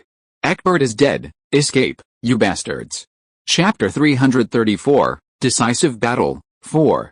When an avalanche strikes, no snowflake is innocent. The first wave to leave the battlefield were naturally the paid Visigoth pirates. "Whoever feeds you is your mother" was the survival motto of this group of unconventional pirates. Of course, the pirates didn't know Egbert was merely unconscious. When the Slavic man lifted his corpse, he realized that without a mother, his milk was gone. "Let's go. Damn, this trip was a waste, isn't it? I'd rather go to the New World and capture another batch of living sacrifices. Boss, you don't know how much I miss those shiny, dark-skinned women." Don't even mention dark-skinned women. Even if I had to become a monk, I wouldn't want to fight these wolf-smelling giants again. What the hell are you thinking about? "Let's go." Visigothic voices, echoing in different city-state dialects, spread like wildfire. The Visigothic pirates, exceptionally adept at adapting to changing circumstances, neatly laid down their weapons, unloaded all excess baggage, and retreated from the battlefield in an orderly fashion. This was a survival skill they had honed over the years. The small-scale pirates who plundered the seas in small groups were well versed in the art of escape. Never be the first to charge, never the last to retreat was the survival principle of all survivors. And through countless escapes, it was clear that only orderliness could bring speed. No one was more expert at evacuation than them. The second wave of evacuees consisted of conscripted Wessex militiamen. Wessex was a land of agriculture and trade. In this land, honest work, while not necessarily leading to great wealth, ensured the vast majority of people could secure a family, a career, and a comfortable livelihood. While the militiamen Egbert had some and were called soldiers, most had only spent a few days wielding spears at village gatherings. Rather than killing, they cared more about their wives and children back home and the newly sown crops in the fields. With their king dead, groups of their allies began to withdraw from the battlefield. The militia, already lacking much desire to fight, were the second wave to leave. However, they lacked the pirates' extensive experience in retreat. The militia fled, their movement scattered like a pile of loose sand. And, surprisingly, of the 100,000-man army, a full 50,000 were militiamen. Loki and Bakambush's combined forces numbered only 6,000, while the Wessex coalition numbered a full 100,000. In the Dark Ages, when everyone fought hand-to-hand with steel blades, numbers were a huge advantage on the battlefield. Even if the militia were to do nothing, simply using their spears as pawns, they could cause immense trouble for the Viking Slavic coalition. When the militia began to abandon their weapons and flee, they would become a disaster for Wessex. The militia, armed with spears, were in the center of the defensive line. As they began to flee, the first wave of crossbowmen at the rear of the line were caught off guard. Though Loki's Vikings and Bakambush's beastmen formed a pincer attack, they were ultimately outnumbered. The Viking Slavic coalition, numbering only 6,000, was instantly engulfed by a force of 100,000. Even if every man was a god, slashing the Wessex army would have consumed a great deal of their energy. During this period, the 10,000 crossbowmen stationed outside the battle lines became the primary source of damage. However, Bakambush easily captured Egbert, and as the militia began to flee, the crossbow formations were crushed like a tidal wave. 50,000 militiamen scrambled to escape the battlefield, their forces unorganized and aimless. Amidst the surging tide, everyone had a single goal: stay in line. Follow the men in front of them. The crossbowmen, clad in thin leather armor, had no way to withstand the onslaught of the crowd. The centurion roared for the militia to return to the battlefield, only to be met by a massive foot-long foot. The fallen centurion was trampled by hundreds of oncoming giants, reduced to a husk within minutes. Then, a mere puddle of flesh. This tragedy would soon spread to the crossbowmen at the rear. It had been proven in real time that archers, without melee weapons, were as vulnerable as infants to close combat. The militia didn't need to wield weapons, they simply kicked and trampled the troops, scattering and flattening a 10,000-man force in just over 10 minutes. Seeing the rout impossible to stop, several centurions stationed in the rear joined the charge. The original 20-1 odds had dwindled to 8-1. While 6,000 against 100,000 would be a significant challenge, 6,000 against 40,000 wasn't a problem for the powerful Viking warriors. But Egbert had to admit that he had some skills. These 40,000 professional soldiers of Wessex were the true backbone of Wessex dragon riders, can soar and evade the earth, possessing immense power, but they are ultimately only a deterrent. Wessex cannot yet raise 300 dragons to form a wyvern order, like the neighboring Duchy of France. Dragon riders are like the jewels in a crown. Jewels are set in the most dazzling position, but no king would wear only one jewel. A crown supporting the jewel and other embellishments are essential. These 40,000 well-trained troops are the crown atop Egbert head. Despite their limited individual combat power, this force unleashed a fierce resilience in the face of dire circumstances. Seeing their king abducted by the enemy general, this army did not flee or panic. Utilizing heavily armed spearmen, heavily armored knights, and a few roaming high-sequence chosen, they fought tenaciously against Loki and Backhambush to the bitter end. Leading this tenacious resistance was the 62-year-old Wessex captain Vincent Iron Wolf Gorber. He knew his majesty was likely dead, but he remained determined to lead his remaining troops in a decisive battle against the Vikings. The veteran general knew the nation he left behind could no longer muster any more troops. If they lost this battle, the surviving Vikings would be free to roam freely across Wessex, entering any city and slaughtering anyone. Even knowing the outcome might not be to his liking, the veteran general had to reduce their strength as much as possible. Every Viking killed on the battlefield might mean a few more Wessex families could survive the devastation. The final 40,000 Wessex soldiers swore to the bitter end, fighting tenaciously to the last man. When the bright moon rose again, as Loki tore the hatchet from Vincent's head, the battlefield was awash in crimson. The emerald green field seemed transformed into a terrifying crimson furnace, strewn with bloody corpses, broken limbs, and severed arms. Wiping the blood from his face, he began to count the number of men on the battlefield. After winning this difficult battle, fewer than 2,000 of the 6,000 Vikings who had followed him to sea remained. The 5,000 beast warriors that Backhambush had brought with him from the Slavic region were even fewer in number. The Slavic Viking coalition had only 3,000 men left. However, their next stop, Southampton, the capital of Wessex, had a population of another 100,000. Chapter 335 Negotiation 1. The Vikings suffered heavy losses, but Wessex also suffered heavy losses. All the way to Southampton, Loki encountered no more English soldiers. The Viking warriors were fatigued after a month of fighting, but the Slavic hunters under Backhambush's command were beginning to unleash their true nature. Loki couldn't command those who weren't his own. Yet, this Slavic king treated his subordinates like yaks grazing on the tundra, not caring whether they stayed or went. In just a dozen days, the Slavic army, originally numbering 1,000, dwindled. By the time they arrived at the gates of Southampton, only a few hundred remained behind Backhambush. "Where are they all?" Loki asked quietly, not facing Backhambush, but to Marindin, who rode beside him. Vikings and Slavs fought annually, yet just 2 years ago, Loki was the mayor of a dilapidated village. During his raids eastward, Lord Bernard had assigned him only a handful of desolate villages. He had never fought against a Slavic army, and therefore was completely unfamiliar with his barbarian allies. "Honestly, I don't know. I even doubt their king himself knows where his men have gone." After leaving the group, seeing the two begin to whisper, Backhambush turned from his wolf's back. "Lord Loki, we've drunk together, fought together, and if we've slept together, then we'll be brothers." Hearing this, before Loki could respond, Marindin rode away with a look of disdain on his face. "Fuck. I'm not talking about you. I hate these cultured women the most. They talk in fancy language and complain about this and that. I even complained that your legs aren't thick enough and your butt isn't big enough." Perhaps feeling it was unfair to insult his girlfriend in front of Loki, Backhambush chuckled and said, "Let's not talk about women anymore. Let's get down to business. We're friends after all.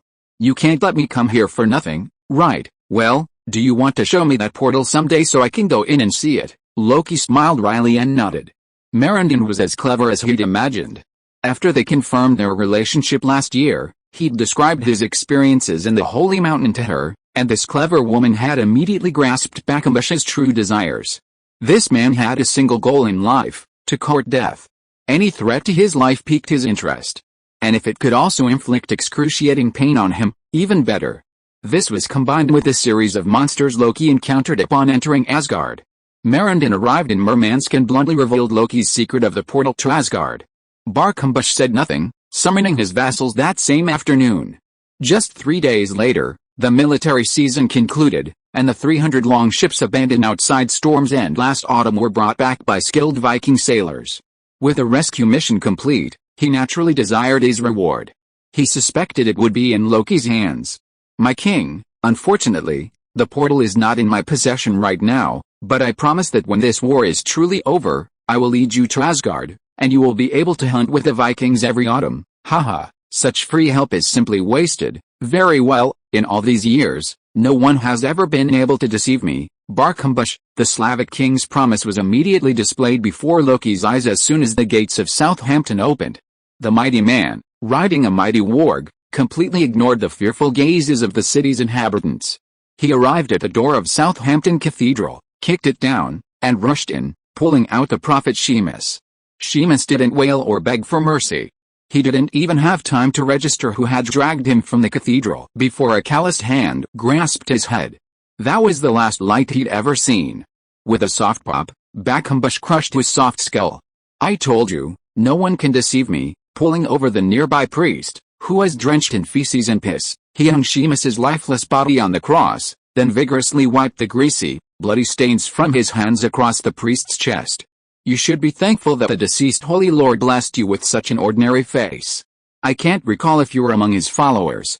If not, I would gladly send you to hell with him. The priest, a native of Wessex, listened to the Cyrillic language spoken by the beast-like man before him, unable to comprehend its meaning.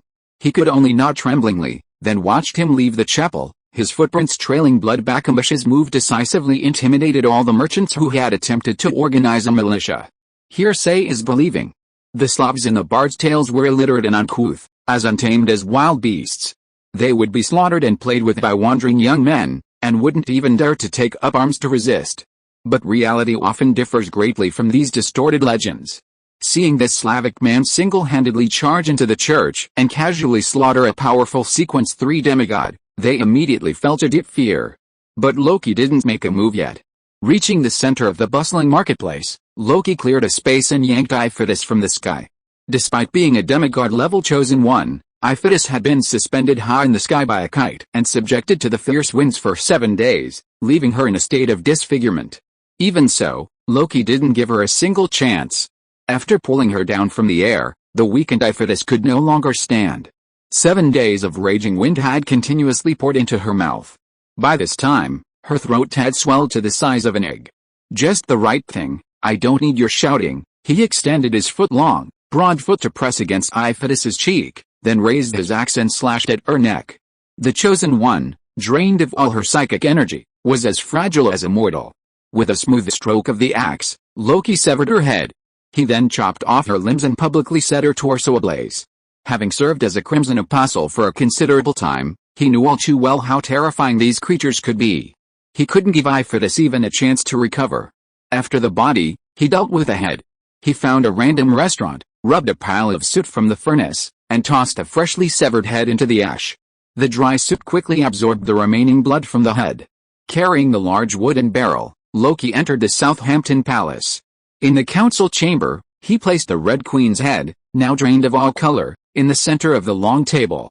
He then unscrewed the blood-red stone statue. Like pheasants on a skewer, a succession of kings and nobles were dragged from the watery city. Loki pulled out 2 chairs and seated Ella and his daughter, along with Marindin, on either side of him. This marked the beginning of the war's final negotiation phase. Chapter 336 Negotiation 2. The negotiations went remarkably smoothly. It was almost eerie. Seeing the lifeless head of the Red Queen impaled on a vase, Egbert lost all his former pride. He had been able to dominate the 4 islands thanks in no small part to the invincible Iphitus, who followed him. Yet, now, his proud dragon riders were either dead or in flight. The 40,000 elite warriors he had trained with all his might had perished on the battlefield. Even the Red Queen, whom he had considered a deity, was dead. The proud Egbert had lost all his cards. As a time traveler, Loki possessed vast knowledge, but his understanding of medieval commerce was far inferior to that of Marindin. Marindin drafted the bulk of the negotiation agreement, and the Viking princess once again demonstrated her exceptional professionalism. The first point of the negotiation concerned the territory Loki could acquire. The Vikings' small population meant they couldn't take over much territory. Therefore, Macklendon demanded the cession of the 2 provinces of Stonewood and Saltire. This was a brilliant calculation. The most valuable location in the English Isles was undoubtedly the English Channel. But Loki simply couldn't take this territory. If he captured the English Channel, he would be immediately caught between the 2 giants of Wessex and the Duchy of France. Don't underestimate Wessex's current lack of an army. With Egbert's ability, he could train another 100,000 troops in less than 3 years. If that day came, with France and Wessex attacking from both sides, Loki would have no chance of survival. But Stonewood was different. Deep within the Great Britain Islands of the English Isles, this province served as a vital transportation route connecting Wessex and Mercia. All goods shipped from Wessex to Mercia, Northumbria, East Anglia, and Wales must pass through this province.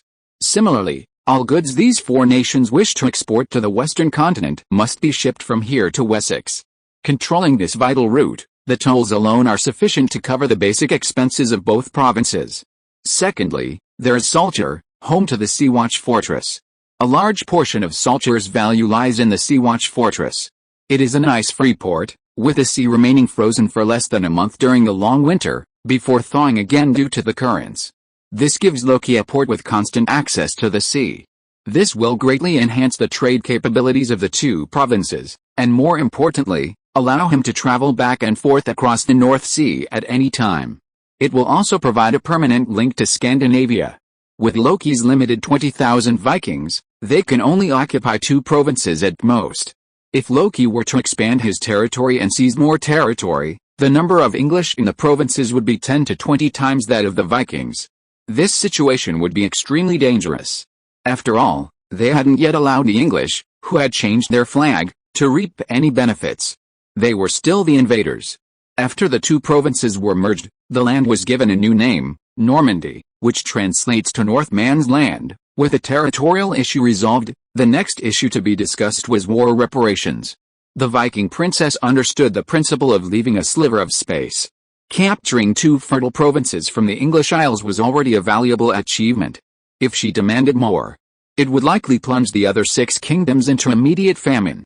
Therefore, she imposed a symbolic levy of 100,000 Wessex gold pounds on the 5 kingdoms as compensation for damages. While this sum might seem substantial, it was a drop in the bucket for the nations of the English Isles. The matter was simply brushed aside. The next crucial issue is pronouns. At this point, Jean Rousseau and his social contract theory, which would influence the entire Western world, would still have to wait nearly a millennium to be written. In this era, the contractual spirit of medieval lords was much weaker than in later generations. Therefore, to force the other party to fulfill their agreements, they would resort to an extremely barbaric and primitive method, seizing the other party's offspring. These children, raised as hostages in the enemy's family, were called hostages. The hostage was usually chosen to be the most intelligent and the one with the greatest potential to become a monarch. Thus, the enemy's children grew up alongside their own children, fostering a friendship from an early age that would greatly benefit their future rule. Although unfamiliar with the 7 kingdoms, simply walking into a pub and asking the bartender would reveal which sons were promising, which were doomed, and which daughters were being pursued. Therefore, Merindon requested the following hostages. First, Alfred, Ecbert's eldest son and heir to the throne of Wessex. When this 15-year-old youth entered the room, Loki, who had remained calm throughout the negotiations, stood up involuntarily. It was the first time he had shown respect to an Englishman. Loki's heart beat uncontrollably. Standing before him, calling him adoptive father, Alfred would later be known as Alfred the Great. It was he who unified the 7 kingdoms of England, and the name Great Britain would replace the fragmented kingdoms of Wessex, Mercia, and East Anglia, becoming a great power capable of conquering the world. In short, this young man was England's version of Qin Shi Huang. "Hello, please sit down." He was only 7 years older than the other man, yet he addressed him as adoptive father. The contrast left him momentarily bewildered. But even more unsettling was yet to come. King Aelor III of Northumbria had 7 daughters but no sons. In desperation, Macklending took his second daughter, Alice Aelor, who stood out among them in beauty, figure, and scholarship. As for East Anglia and East Saxon, the rulers of both were relatively young. Their eldest son was only about 7 or 8 years old. The 2 princes sent over, one named Charlie and the other Feynman, sat obediently beside Loki after acknowledging their adoptive father. Loki felt his head was about to explode. According to normal procedure, Loki should have sent a hostage from each of the other 6 nations. But now, when he saw the 4 princes and princesses beside him, he immediately rejected Merindon's attempts to ask for more. 4 blonde teenagers, plus Sophie. If there were more, I could open a kindergarten at home. Just imagine these noisy teenagers following me until the oath was broken or I inherited the throne. My God. You know, Sophie still has a 1,000-year-old ghost inside her. Now there are 4 more blonde brothers and sisters. I don't know how to explain this back home. One last question, it's your turn. Merendin slowly turned her head. But she was not facing Loki or Ulysses Allah. Instead, she looked at Elizabeth beside her with sharp eyes. Chapter 337 The Disappearing Viking King. On the way to Southampton, Loki had already explained that Mercia would become a crucial ally in the English Isles.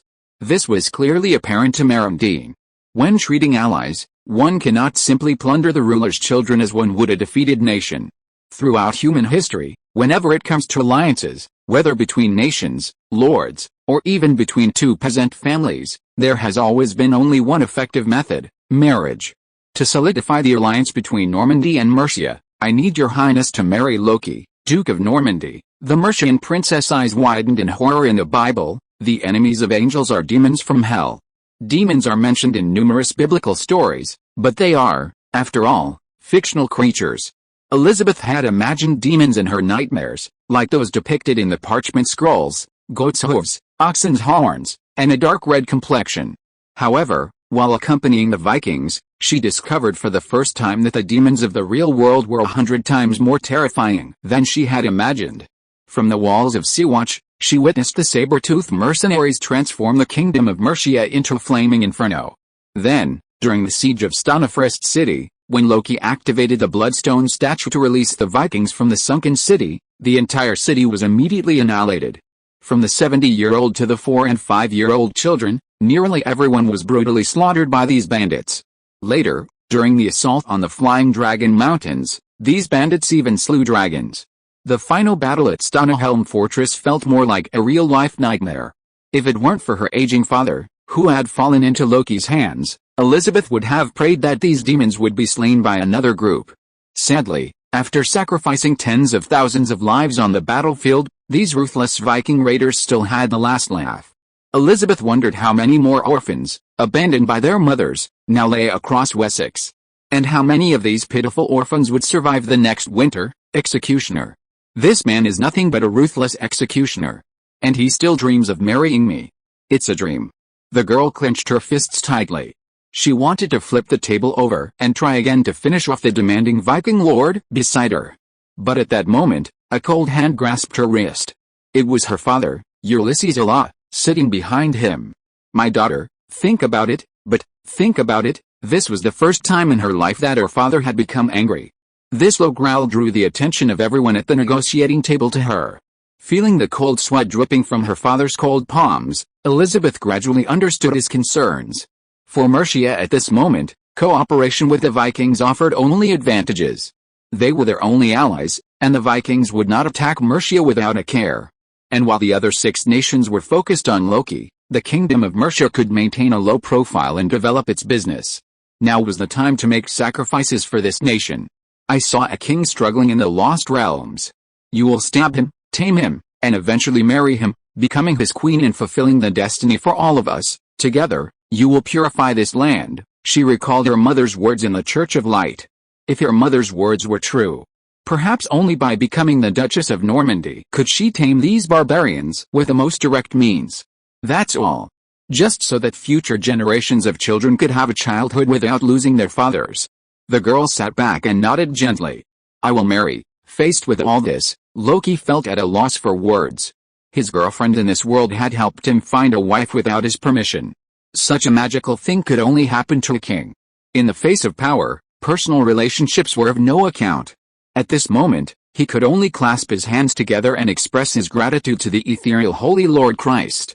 He knew that with his new territory and title, he must marry the daughter of Ulysses Allah. Even if Elizabeth were a 200-pound sow, he would marry her and do his utmost to ensure the couple produced healthy offspring. He who wears the crown must bear its weight precisely means this. Fortunately, Miss Elizabeth was still a young and lovely girl.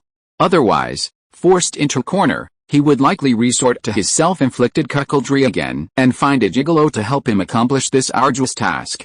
Thank you, Holy Lord. Thank you. With the final terms of the negotiations successfully concluded, Loki led his 4 newly adopted children out of Southampton. Before departing, Egbert made sure to escort him to the city gates with royal ceremony. When 2 armies engage in battle, Honor and fairness are paramount. He launched an undeclared war on the Vikings, while Loki launched a fair counterattack and then won a fair and square battle. The victors take the spoils, no need to say anything more. In reality, Loki had many ways to inflict unbearable pain on Egbert, such as allowing his troops to plunder along the way after their victory. There were at least 6 major cities along the way from Stoneham to Southampton, but he hadn't even entered one. For example, during negotiations, he made exorbitant demands. Wessex, at this point, had neither dragons nor an army. Egbert had no choice but to comply with whatever he demanded. Even during negotiations, he was restrained and reserved. All Wessex had lost was a province, a few tens of thousands of gold pounds, and a prince. In previous years, when Wessex had invaded other kingdoms and waged civil wars, Egbert had always demanded far more. Judging from this negotiation, he didn't seem intent on wiping the other 6 kingdoms off the map. At least not yet. Meanwhile, Loki looked at Egbert and expressed his respect. As a ruler, he possessed vision, courage, and responsibility. Even now, the fire of ambition gleamed in his eyes. He hadn't given up on this struggle for supremacy. Undeniably, he was a hero in troubled times. I will treat your son well and teach him everything I know. Also, if you wish to visit Normandy anytime, my door is always open. Beneath the city gates, the 2 men shook hands and bid farewell. The national war that had lasted from spring to summer was essentially over. Leaving the castle, Loki was surprised to find that fewer than 20 men remained in Bakenbush's group.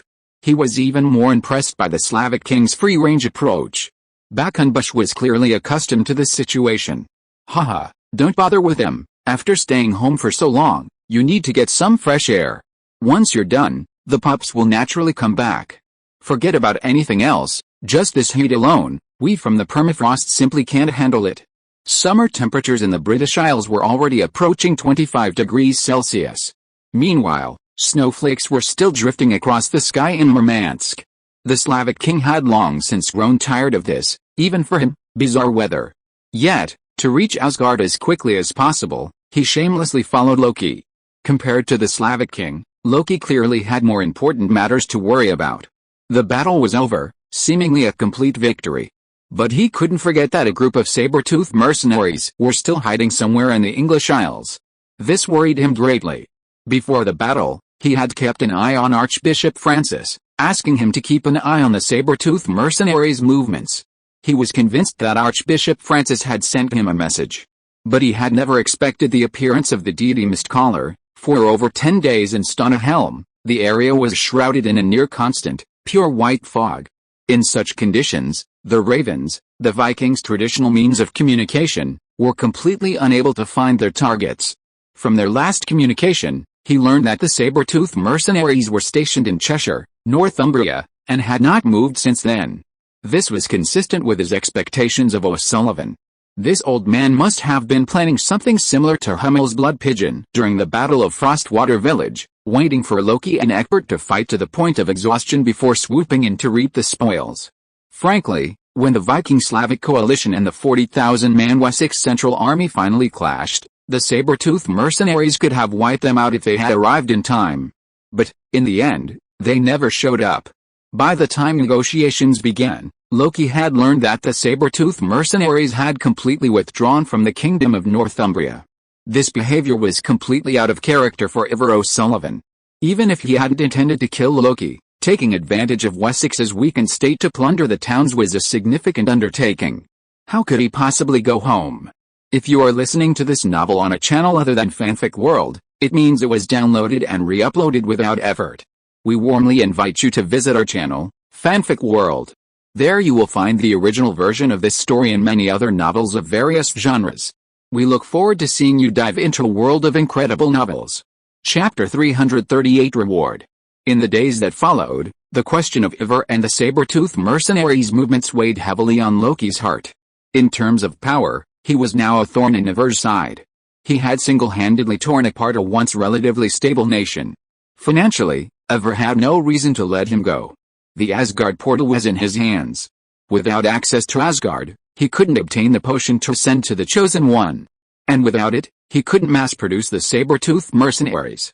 The O'Sullivan family's pillar industry was facing unprecedented challenges. Even considering his family, His sister was still in her room. For that reason alone, he shouldn't have spared him. This triple contradiction didn't even take into account his membership in the Illuminati. To eliminate him, the Illuminati sent the Cyclops and employed the terrifying burrowing worms. Even the heavenly soldiers and generals appeared, yet the saber-toothed mercenaries didn't show up. No matter how you look at it, there was something strange about this. For a full month, Loki didn't see Eivor again. By then, he had learned from Archbishop Francis that the lizardmen had killed him and then taken over his body. During this month, he crisscrossed the North Sea daily, dispatching 300 longships daily to transport the remaining Vikings in the river valley to the 2 provinces he had conquered.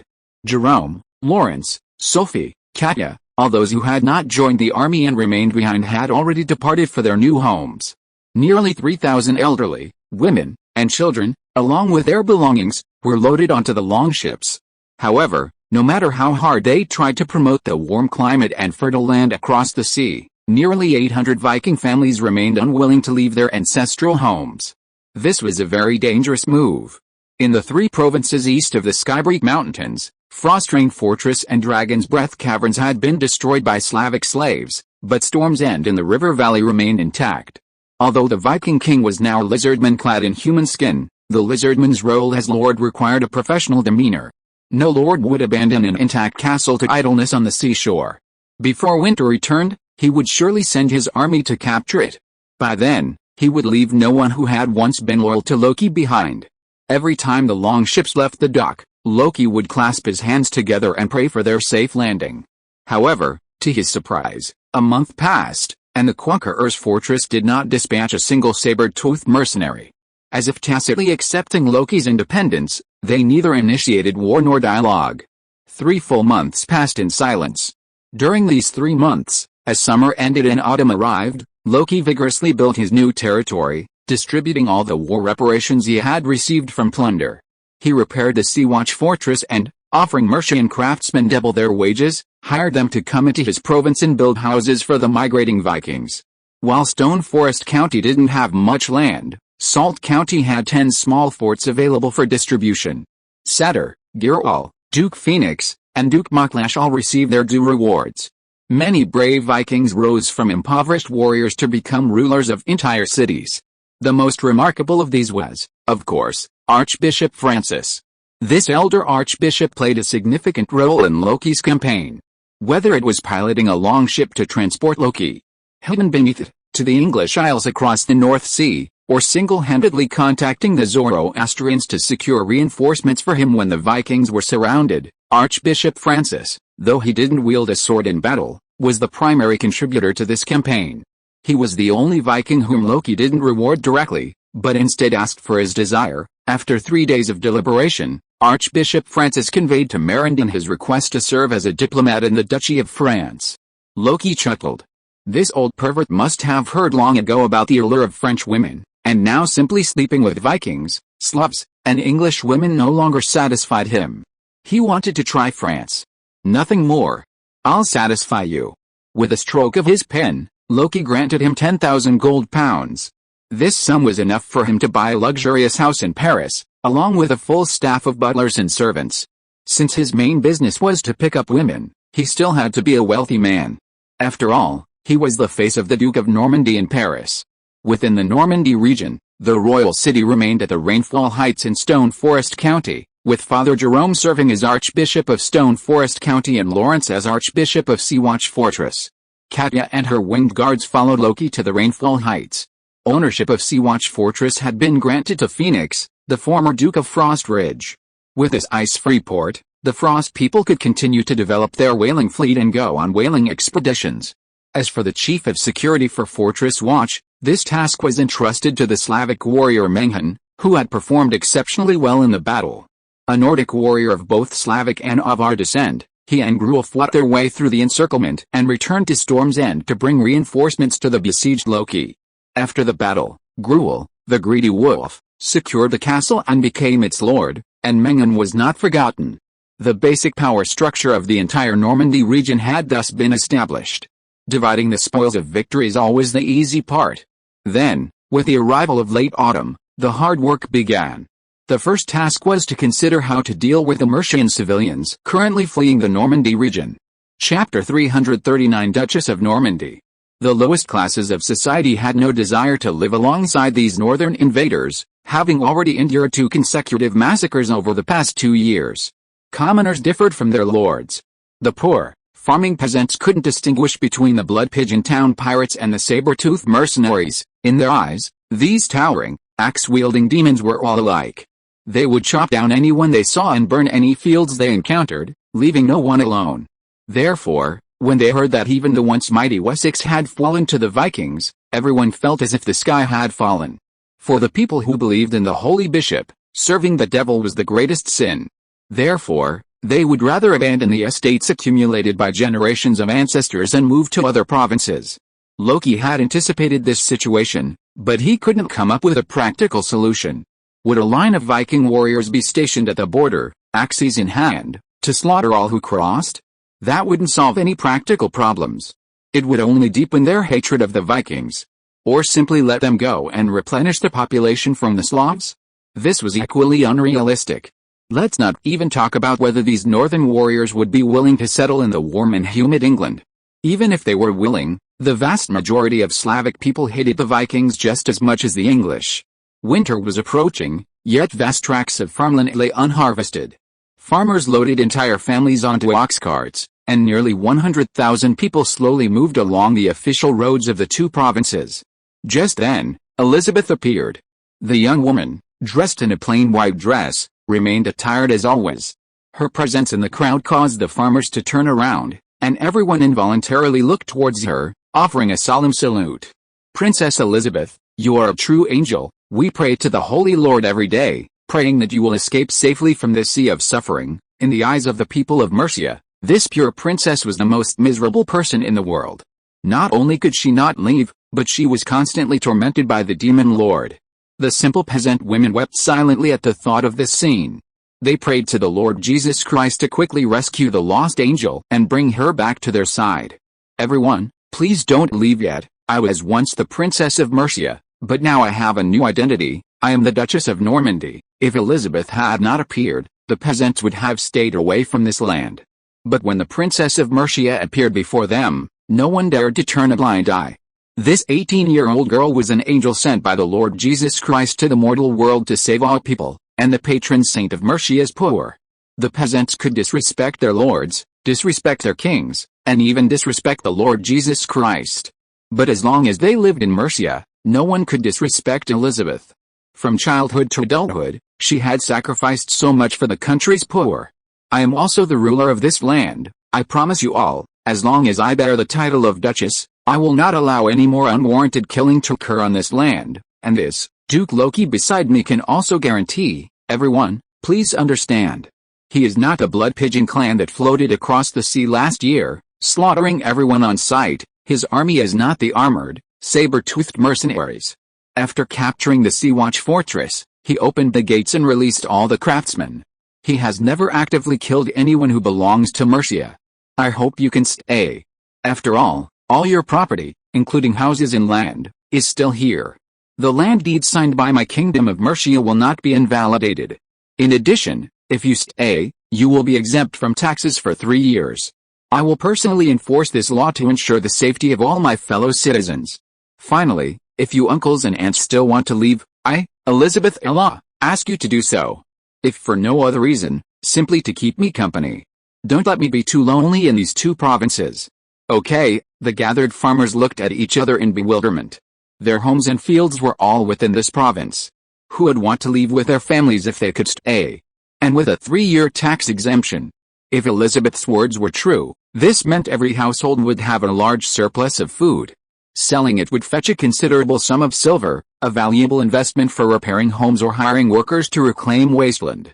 Princess Elizabeth is the protector of the poor of Mercia. Since you've spoken, I trust you and follow your lead. Yes, I've always dreamed of Princess Elizabeth becoming my lord. I never thought this day would actually come. I hope she can control these terrifying Vikings and stop the killing, having dedicated her life to improving the lives of the poor, and spending nearly every moment with orphans, the poor, and the dispossessed. Elizabeth possessed an unparalleled appeal among the lower classes of Mercia. These few words spread quickly among the farmers, and nearly everyone turned and returned home. At this moment, Loki was overcome with emotion. If Christ truly existed, this Mercian princess was truly an angel sent by him. This was the second time Elizabeth had saved him from danger. The first time, she had blinded the sudden onslaught of Cyclopses, creating an opportunity for the Vikings in Stoneham to win the war. The second time, now, she had created at least 100,000 more people out of thin air, preventing her from acquiring 2 empty provinces. The young woman then took several other measures. First, she gathered nearly 40,000 orphans from across Mercia and had Loki distribute them to the Vikings for support. This was not a difficult task for the Vikings. After winning the war, everyone pocketed a large sum of silver, and they already had extensive experience raising children of other races. With enough money, each family could easily afford to take on 3 or 4 more children. To prevent children from being abused in their new homes, the Mercian princess, acting as the Duchess of Normandy, issued several decrees requiring all children to survive to the age of 18 or face double taxes. Under Loki's coercion, all the Vikings signed the agreement. He understood that this was the civilized way of resolving problems in the Western continent. The girl, having solved a problem for herself, naturally had the right to make a request. Let alone taking care of 40,000 orphans, even asking his Viking warriors to raise 40,000 wild donkeys, Loki would have agreed without hesitation. Time slowly passed. Autumn passed, and a new winter was about to arrive. With a dilapidated Sea-Watch fort nearing completion, Loki and Elizabeth's marriage was also put on the agenda. Chapter 340 Wedding 1. The couple chose to marry in Oxford, the capital of Mercia. It was in the golden month of October, just before winter arrived. Oxford was splendidly decorated with flowers, banners, and streamers. Huge bouquets of flowers were placed every 5 meters on both sides of the city, and above every street were hung horizontal banners symbolizing the Mercian royal family and Duke Loki. The Mercian royal family was depicted as a prominent elk. After becoming the Duke of Normandy, Loki emerged from the barbaric Scandinavian peninsula into the civilized society of the Western continent. He, too, needed a family crest.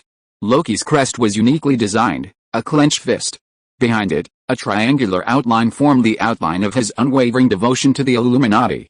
The reason was simple: his political rival, the dark-skinned Holy Lands, was a member of the Illuminati. Both of his parents were peripheral members of the Illuminati. He attended Illuminati-affiliated schools from a young age and received an education worthy of humanity's elite. Too many lice won't bite, and too many debts won't worry him. Loki knew that, given the Illuminati's size, they would never give up their pursuit of him. So, why not make it clear and declare war openly? In the 9th century, the Illuminati was far less powerful than it would be in later generations, and only a handful of humans knew the meaning of the triangle. At the Izumo Trading Company in Yorkshire, to protect the Illuminati's secrets, the guard without hesitation murdered everyone around him. Merindin and Eivor lived together almost daily in the Conqueror's fortress. Yet, even so, Merindin was unaware that her brother was collaborating with the Illuminati. Enemies hiding in the shadows are the most formidable. Since they all need to be dealt with, why not bring them out into the open and wage a war openly? According to the standard wedding process on the Western continent, Loki would have to enter through the city gate and walk along the central street to the palace. Then, with the blessing of the Archbishop of Oxford, they exchanged vows and consummated their marriage. Astride his majestic horse, Loki felt a sense of trepidation, completely unlike the excitement of Bakambush to his left and Wenzoff to his right. After 2 lifetimes, this was his first true wedding experience. In his previous life, the hardships of the 21st century kept many struggling urban dwellers from considering marriage. If 2 individuals could be motivated to undertake a mutually beneficial endeavor, many would pursue it. If only one side could profit, some would support it. However, if neither side benefited, the undertaking was doomed to failure. This was Loki's life before his time travel. Marriage between a man and a woman not only destroyed their relationship but also brought with it the anxieties of supporting parents, raising children, and paying mortgages and car loans. For those struggling to survive in this concrete metropolis, an occasional lobster meal is no luxury, but marriage is an extremely extravagant gamble. Under the crushing pressures of life, few are willing to take this gamble. After his time travel, Loki's first marriage was with Una Bernard. But while it was called a marriage, it was more of a farce. Both parties had their own agendas, and the marriage ultimately ended in a bittersweet end. However, Loki's feelings were different this time. First, as a duchess, her hard power was impeccable. She was widely beloved by the people of Normandy. Furthermore, she was a powerful chosen one. The magic she could cast even bordered on the realm of divine magic. Secondly, in terms of appearance, the youthful and charming Mercian girl was a beauty in the making. With a fair, oval face, azure eyes, and long, golden hair as blazing as the sun, she and the Viking princess, with their eyes full of spring, were two very different beauties. With a wife like this, Loki couldn't have asked for more. "Hey, my brother, this is such a hospitable city." Best man Bakumbush grabbed a can of beer displayed on the street and guzzled it down. All the Slavic freedom and laissez-faire came from their king. As a king, he had immediately traveled to Asgard after the war and then followed Loki in his revelry, completely forgetting his country. This behavior seemed bizarre to Loki, but after spending time with these unruly men, he gradually grew accustomed to it. "Young master, walk slowly. We have a dragon cart behind us." The one who whispered the warning was naturally Wenzov, who was following him. According to ancient Viking custom, the groom who won the bride must present a personally killed prey. The rarer and more powerful the prey, the more it demonstrated the man's fighting prowess. Loki prepared a frost dragon, hunted in the frost lands of Niflheim. This creature was essential for the frost giant's advancement to sequence 3, and with his current prowess, it was the most formidable foe in the 7 divine realms that Loki could personally annihilate. He led nearly all of his elite troops, including Bakumbush, Satyr, Glor, Katya, and Lawrence, and it took a full 7 days to hunt this terrifying beast. The citizens of Oxford initially dismissed Loki's arrival, but as the wedding procession passed, frost began to form on the walls of their houses. Unable to contain their curiosity, they opened their windows. What they saw before them was the corpse of the massive dragon, approximately 30 meters in length. Loki showed the utmost respect to this lady, who had saved thousands of Vikings' lives. Outside the palace gates, 2 imperial guards stood in formation. Seeing Loki approach, they simultaneously raised their brass instruments and blew trumpets. The palace gates slowly opened. Ulysses, dressed in his best clothes, led all the guests invited to the wedding banquet to appear in front of Loki. Chapter 341 Wedding, 2. Loki finally saw Ivar, the long-lost man. He looked the same as before. When the old lizards of the Illuminati murdered Ivar and donned his skin, they were unaware that Archbishop Francis had witnessed everything from hiding in a crack in the wall. Therefore, they naturally didn't know that Loki had already seen through the lizard man before him. "My dear friend, congratulations." As all the English nobles gathered around the frost dragon to observe the terrifying beast, Ivar O'Sullivan approached Loki, smiling and shaking his hand. "I have long seen that you are no small figure. I hope you will not forget our origins. We cannot be subjects, but we are still strategic allies, my king. Thank you for saving me from danger," Loki replied with a wry smile. If today weren't his wedding, he would have used all his strength to slay the old lizard before him, even if it meant slaughtering everyone on the spot. The Illuminati wanted to kill him, but didn't they also want to kill Ivar? Only today, marrying the Princess of Mercia took precedence over all else, for this young woman could calm the anxious English masses in Normandy. Every day Elizabeth didn't return to her domain, the inhabitants were uneasy as a powder keg. He had to ensure the smooth conduct of the wedding. Duke Loki is truly a gifted general. Yes, I've never even heard of a monster of this magnitude, let alone seen one. Oh, I need to stay away, or I'll be freezing. Having such a formidable general join our family of the English Isles wouldn't be a bad thing if we could work together sincerely. The group before him, clad in lavish robes, had been almost all Loki's prisoners just a month ago. Now, they were all in harmony, like old friends who hadn't seen each other in years. Among them, Lord Egbert of Wessex even took Loki's arm and introduced him to the other wealthy merchants and friends from Bavaria and Lombardy who were attending the wedding. Just as he had done with Hummel Bloodpigeon 4 months prior. This reminded him of a famous quote from Prime Minister Churchill in his previous life: "When a politician still smiles at you, it means he hasn't conceded defeat. A centipede, even after death, remains steadfast." Egbert, the ruler of the wealthy Wessex, would certainly not be willing to accept defeat even after suffering a crushing defeat. "My dear father, long time no see," Alfred, following Loki, bowed respectfully upon seeing Egbert. As a hostage, he could no longer treat the man before him as his father. In all public situations, he must treat him with the courtesy of a monarch and his subject. According to Western continent custom, Egbert was now Loki's oldest son. Until he came of age, he could not be knighted, but only served as a squire. He was Loki's sword squire. Loki's beloved blood axe hung at his waist. Seeing his son's face light up, Egbert revealed a hint of genuine emotion for the first time. His wife, following behind him, broke down in tears. The beautiful woman, barely in her 30s, held his son's hand, constantly asking about his well-being. Loki wisely stepped aside. Haha, how could he not be happy around me? He was called his adopted son, but Alfred was only 7 years younger. Loki knew all too well what was going on in the mind of a 15-year-old.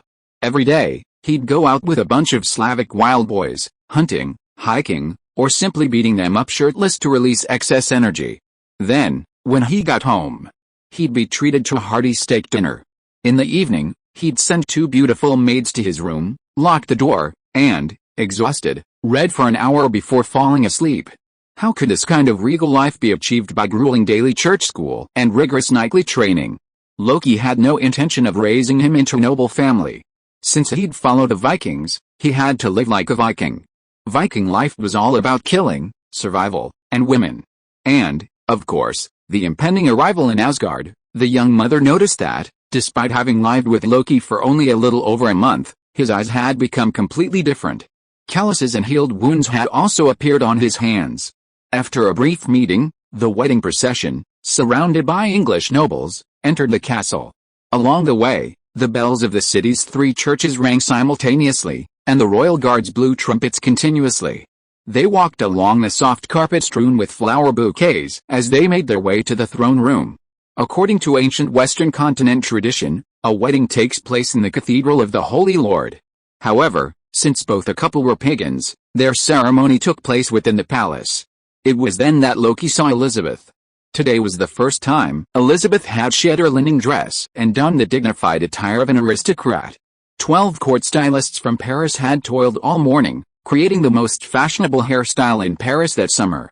Her pristine white gown was crafted from the most precious cloud brocade of the Eastern Tang dynasty. The exquisite fabric perfectly accentuated Elizabeth's curvaceous figure. The blushing young woman approached Loki, her smile brimming with the innocence of a young girl and the maturity of a woman. Seeing his beautiful bride, Loki smiled and nodded. Damn. This wedding cost me 50,000 gold pounds. You know, that's enough to buy 50 Hanshu villages. Ulysses, holding Elizabeth's hand, walked towards Loki, placing his daughter's delicate hand in his. Then, Loki and Elizabeth continued to the center of the royal hall. There stood the Archbishop of Canterbury, Lady Evans, the supreme ruler of the Holy Episcopal Church in the English Isles. She belonged to the most mysterious order of the Silent Sisters. Looking towards Loki, he could see the silvery white eyes of the elderly woman, the eyes of a blind person. Yet, she could clearly see the 2 people around her. Sina and the bride stood before the archbishop. A servant brought Loki a shawl bearing the crest of the House of Sterrig. Elizabeth turned obediently, and Loki placed it over her shoulders. Then, the archbishop took their hands and intertwined them. We bear witness. Loki Sterrig, of the House of Sterrig, and Elizabeth Ella, of the House of Ella, are united in love and share the joys and sorrows of life together. One kiss, and love endures forever. Loki cupped the bride's cheek and kissed her deeply. The girl's moist lips still trembled slightly. Don't be afraid, I know the Vikings are your inner demon. Today, I will eliminate our last enemy for you. Now that the wedding ceremony was complete, Loki's next goal was to find an opportunity to eliminate Eivor. Chapter 342 Wedding 3.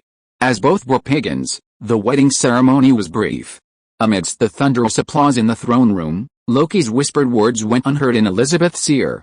As the young girl stared in astonishment, the honor guard arrived again, leading the guests to the gardens outside the palace. The approximately 2,000 square meters of garden had been transformed into a grand party.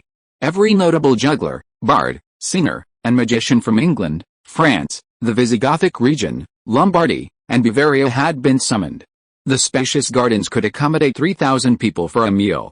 In the open-air kitchens, 200 chefs busily prepared one exquisite dish after another. The wedding was officiated by Akhematod, the grand steward of the Mercian royal family. This austere aristocrat, a former accountant, possessed both French romance and Bavarian rigor. He personally ensured that every pound Duke Loki handed him was spent wisely. His improvisations were also impressive. Loki had never imagined hunting a frost dragon, but upon discovering it had entered the palace, he immediately cleared a space and placed its skeleton, then piled all the wine around it. Even though the guests were nobles and wealthy merchants from the western continent, they had never witnessed such extravagance. As Loki and Elizabeth sat at the center of the long table, groups of jugglers and bards began to parade before them. Between performances, nobles and wealthy merchants continued to approach, presenting their gifts. Lord Rancock of Redwood City, Wales, presents the Duchess of Normandy with a set of Tang Dynasty porcelain. The two hurriedly stood and saluted. Upon receiving the set, Elizabeth marveled at the bowls and basins within, but Loki showed no interest. This thing looked like a discounted item from a supermarket sale for $29.99. Little did they know, for a medieval artisan, making a bowl round was already a rare achievement. If they could achieve this, and also ensure the curvature of the bowl was consistent no matter how you looked at it, that was already top quality. This was the highest quality the Western continent could obtain. After all, artworks crafted by the major official guilds would never fall into the hands of merchants. Witnessing the Vikings' unstoppable success in the English Isles, nearly all the nobles and wealthy merchants in England brought out their most valuable treasures. It wasn't long before gifts of all kinds, gold jewelry, jade, diamonds, and even heirloom swords, were poured in. The banquet had barely begun, and a mountain of gifts had already formed behind the two men. After the dishes were served, all the Vikings picked up their silver knives and forks, somewhat bewildered. In their homeland, eating was typically done with the hands 1. Grab a piece of bread 2. Break it open 3. Stuff the roast meat inside 4. Stuff the whole thing. This is how most Slavic and Viking mothers taught their Vikings to eat. The reason was simple: iron was extremely precious in these two barren lands. After obtaining this hard-earned steel, nearly all Vikings chose to forge it into a great axe that would be passed down through generations. In Scandinavia, only the lords had ever seen metal cutlery. In a society where most people could only survive with wooden objects, the skill to craft wooden knives and forks was beyond the reach of even the crudest Vikings. Loki's generous gifts of gold and silver enabled the Mercian steward to grant Elizabeth a fairy tale wedding. The wedding banquet was prepared by chefs from the Duchy of France. The royal chef, earning a daily salary of 20 gold pounds, prepared a 20-course feast for all the guests. To consume so many dishes, each one must contain only a small amount. The Viking and Slavic unsophisticated people simply couldn't understand how a blank plate with a few leaves, a fingernail-sized piece of meat, and a smear of colorful sauce could be called food. Most of the Vikings took their plates and shoveled everything into their mouths as if they were taking out the trash, not forgetting to lick any remaining sauce. Loki felt a sense of embarrassment watching this. He snapped his fingers and summoned Wenzoff. After a few instructions, Wenzoff approached the chef and stopped him from plating. Whole steaks were then placed uncut on the table. Half-cooked lamb, generously sprinkled with seasoning, was also aesthetically plucked onto the plates. Even more terrifying was the 3 carts of bread driven directly to the center of the banquet hall, allowing the Vikings to eat as much as they wanted. Loki's order was simple enough. He looked at his companions, who were devouring their meat and drinking from gulps, and raised his glass in salute. He didn't need to please any of the guests at this wedding, but he did need to properly answer these Viking warriors who had risked their lives to follow him. It was this group of people who had followed him all the way from Hanshu village to England. They feared no sacrifice, no death. They would kill anyone who stood in their way, even gods. Now, at last, the time had come to reap the fruits of victory. No one could allow them to feel even the slightest discomfort. I propose a toast to our Duchess. A moment later, after guzzling several barrels of ale, Quackenbush's face flushed and his neck thickened under the influence of alcohol. He staggered over to Loki, glanced at him, and offered a questioning look. Loki reluctantly nodded.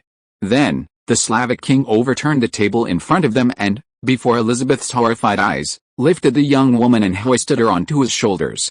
Haha, this is my brother's first wife, everyone, toast to her. Quackenbush's unruly behavior frightened the English nobles present, nearly calling for guards. Only Marindin, standing in the distance, watched the scene unfold with a bitter heart. The English didn't realize that on the permafrost of Slavia, no one stood higher than the Slavic king. At this moment, Quackenbush's willingness to carry a woman on his shoulders undoubtedly demonstrated that Elizabeth had subtly gained the approval of all Vikings and Slavs. She however, had received no such treatment. After carrying Elizabeth for a while, Backhambush set her down, and then all the drunken Vikings joined hands and danced a wild rendition of the Nibelungenlied, fueled by alcohol. The young woman looked at Loki with a flushed face, then clumsily joined in the dance of the simple men. The scene before her suddenly brought tears to Loki's eyes. He thought of Adhe, the knower of all, who had protected him since childhood. If his spirit could see this, he would surely be pleased. Chapter 343 Wedding 4. Loki, there's a gentleman here who wants to see you. Elizabeth, her face nearly flushed from dancing, dragged a splendidly dressed man towards them. Loki, who had just answered the question correctly about the Duke of Dragonfly Island, turned. Oh my goodness, old Gore, haha. It's me. The splendidly dressed man who rushed over with laughter was none other than old Gore, whom he hadn't seen for a year.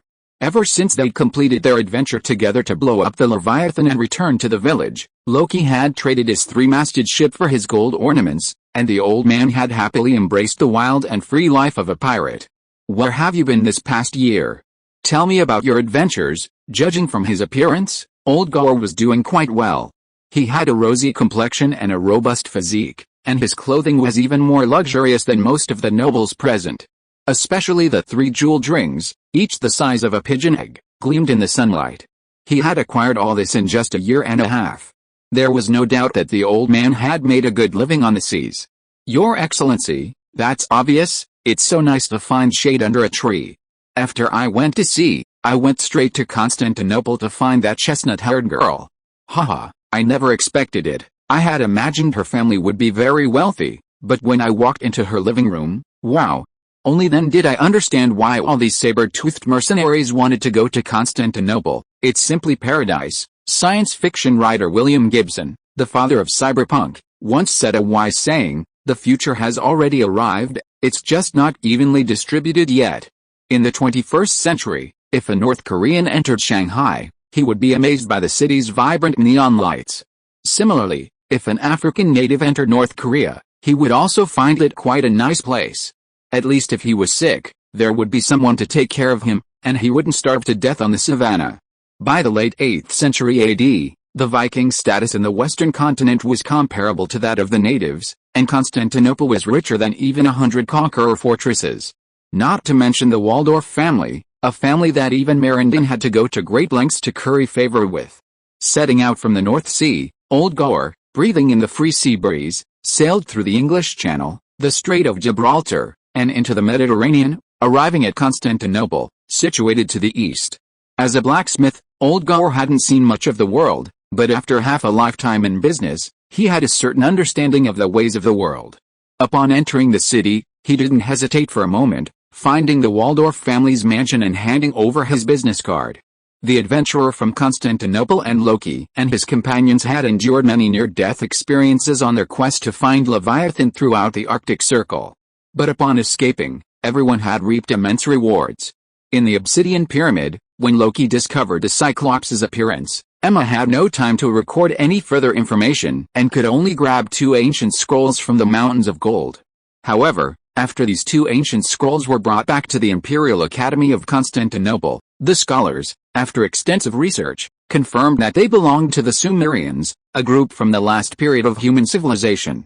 They originated in the Mesopotamian region 5,000 years ago, contemporaneously with the Nuba and Fuxi clans and the nascent Egyptian city-states. One scroll recorded the Sumerian calendar, while the other described their deity, Anu, the alien god who had descended from the dark void to Earth.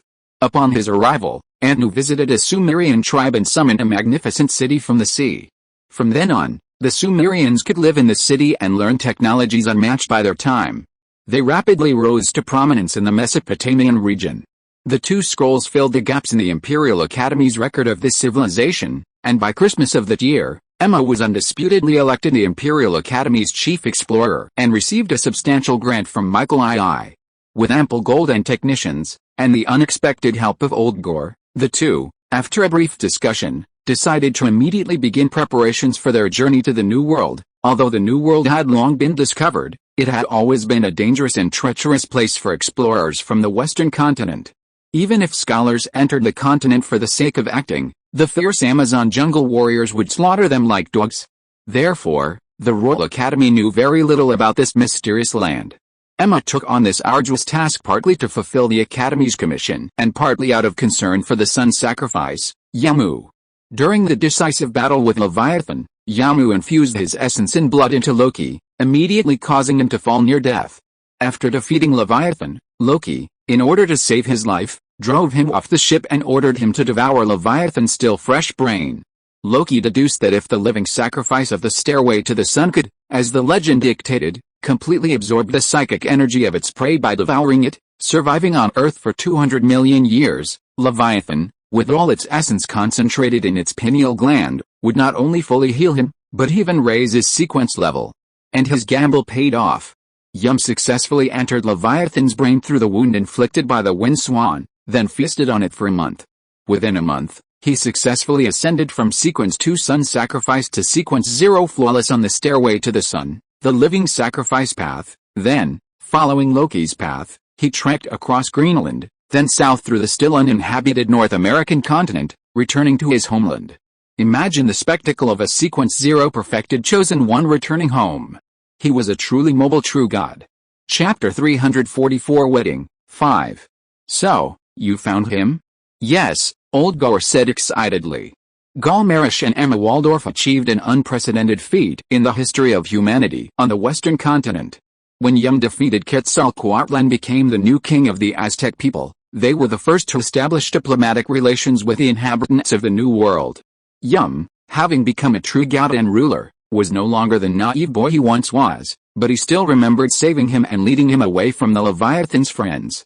From then on, whenever they set foot on the New World and wore the wooden mask bestowed by Yum the Flawless, they would no longer be attacked by Amazon warriors in the dense jungle.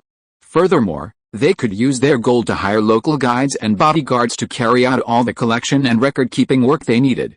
Emma Waldorf was now the chief explorer of the Royal Academy of Sciences. As for Old Goer, thanks to his exclusive trading rights, he had skyrocketed in just a year and a half. A man who could reliably approach the New World with every voyage, and reliably bring back abundant supplies of coffee, chocolate, exotic animals, and Amazon mercenaries. This skill was unique to him throughout the entire New World. Twice, I've only led the fleet back and forth twice, and now I command 30 French flower-feathered Nanmu galleys and over 2,000 crew members.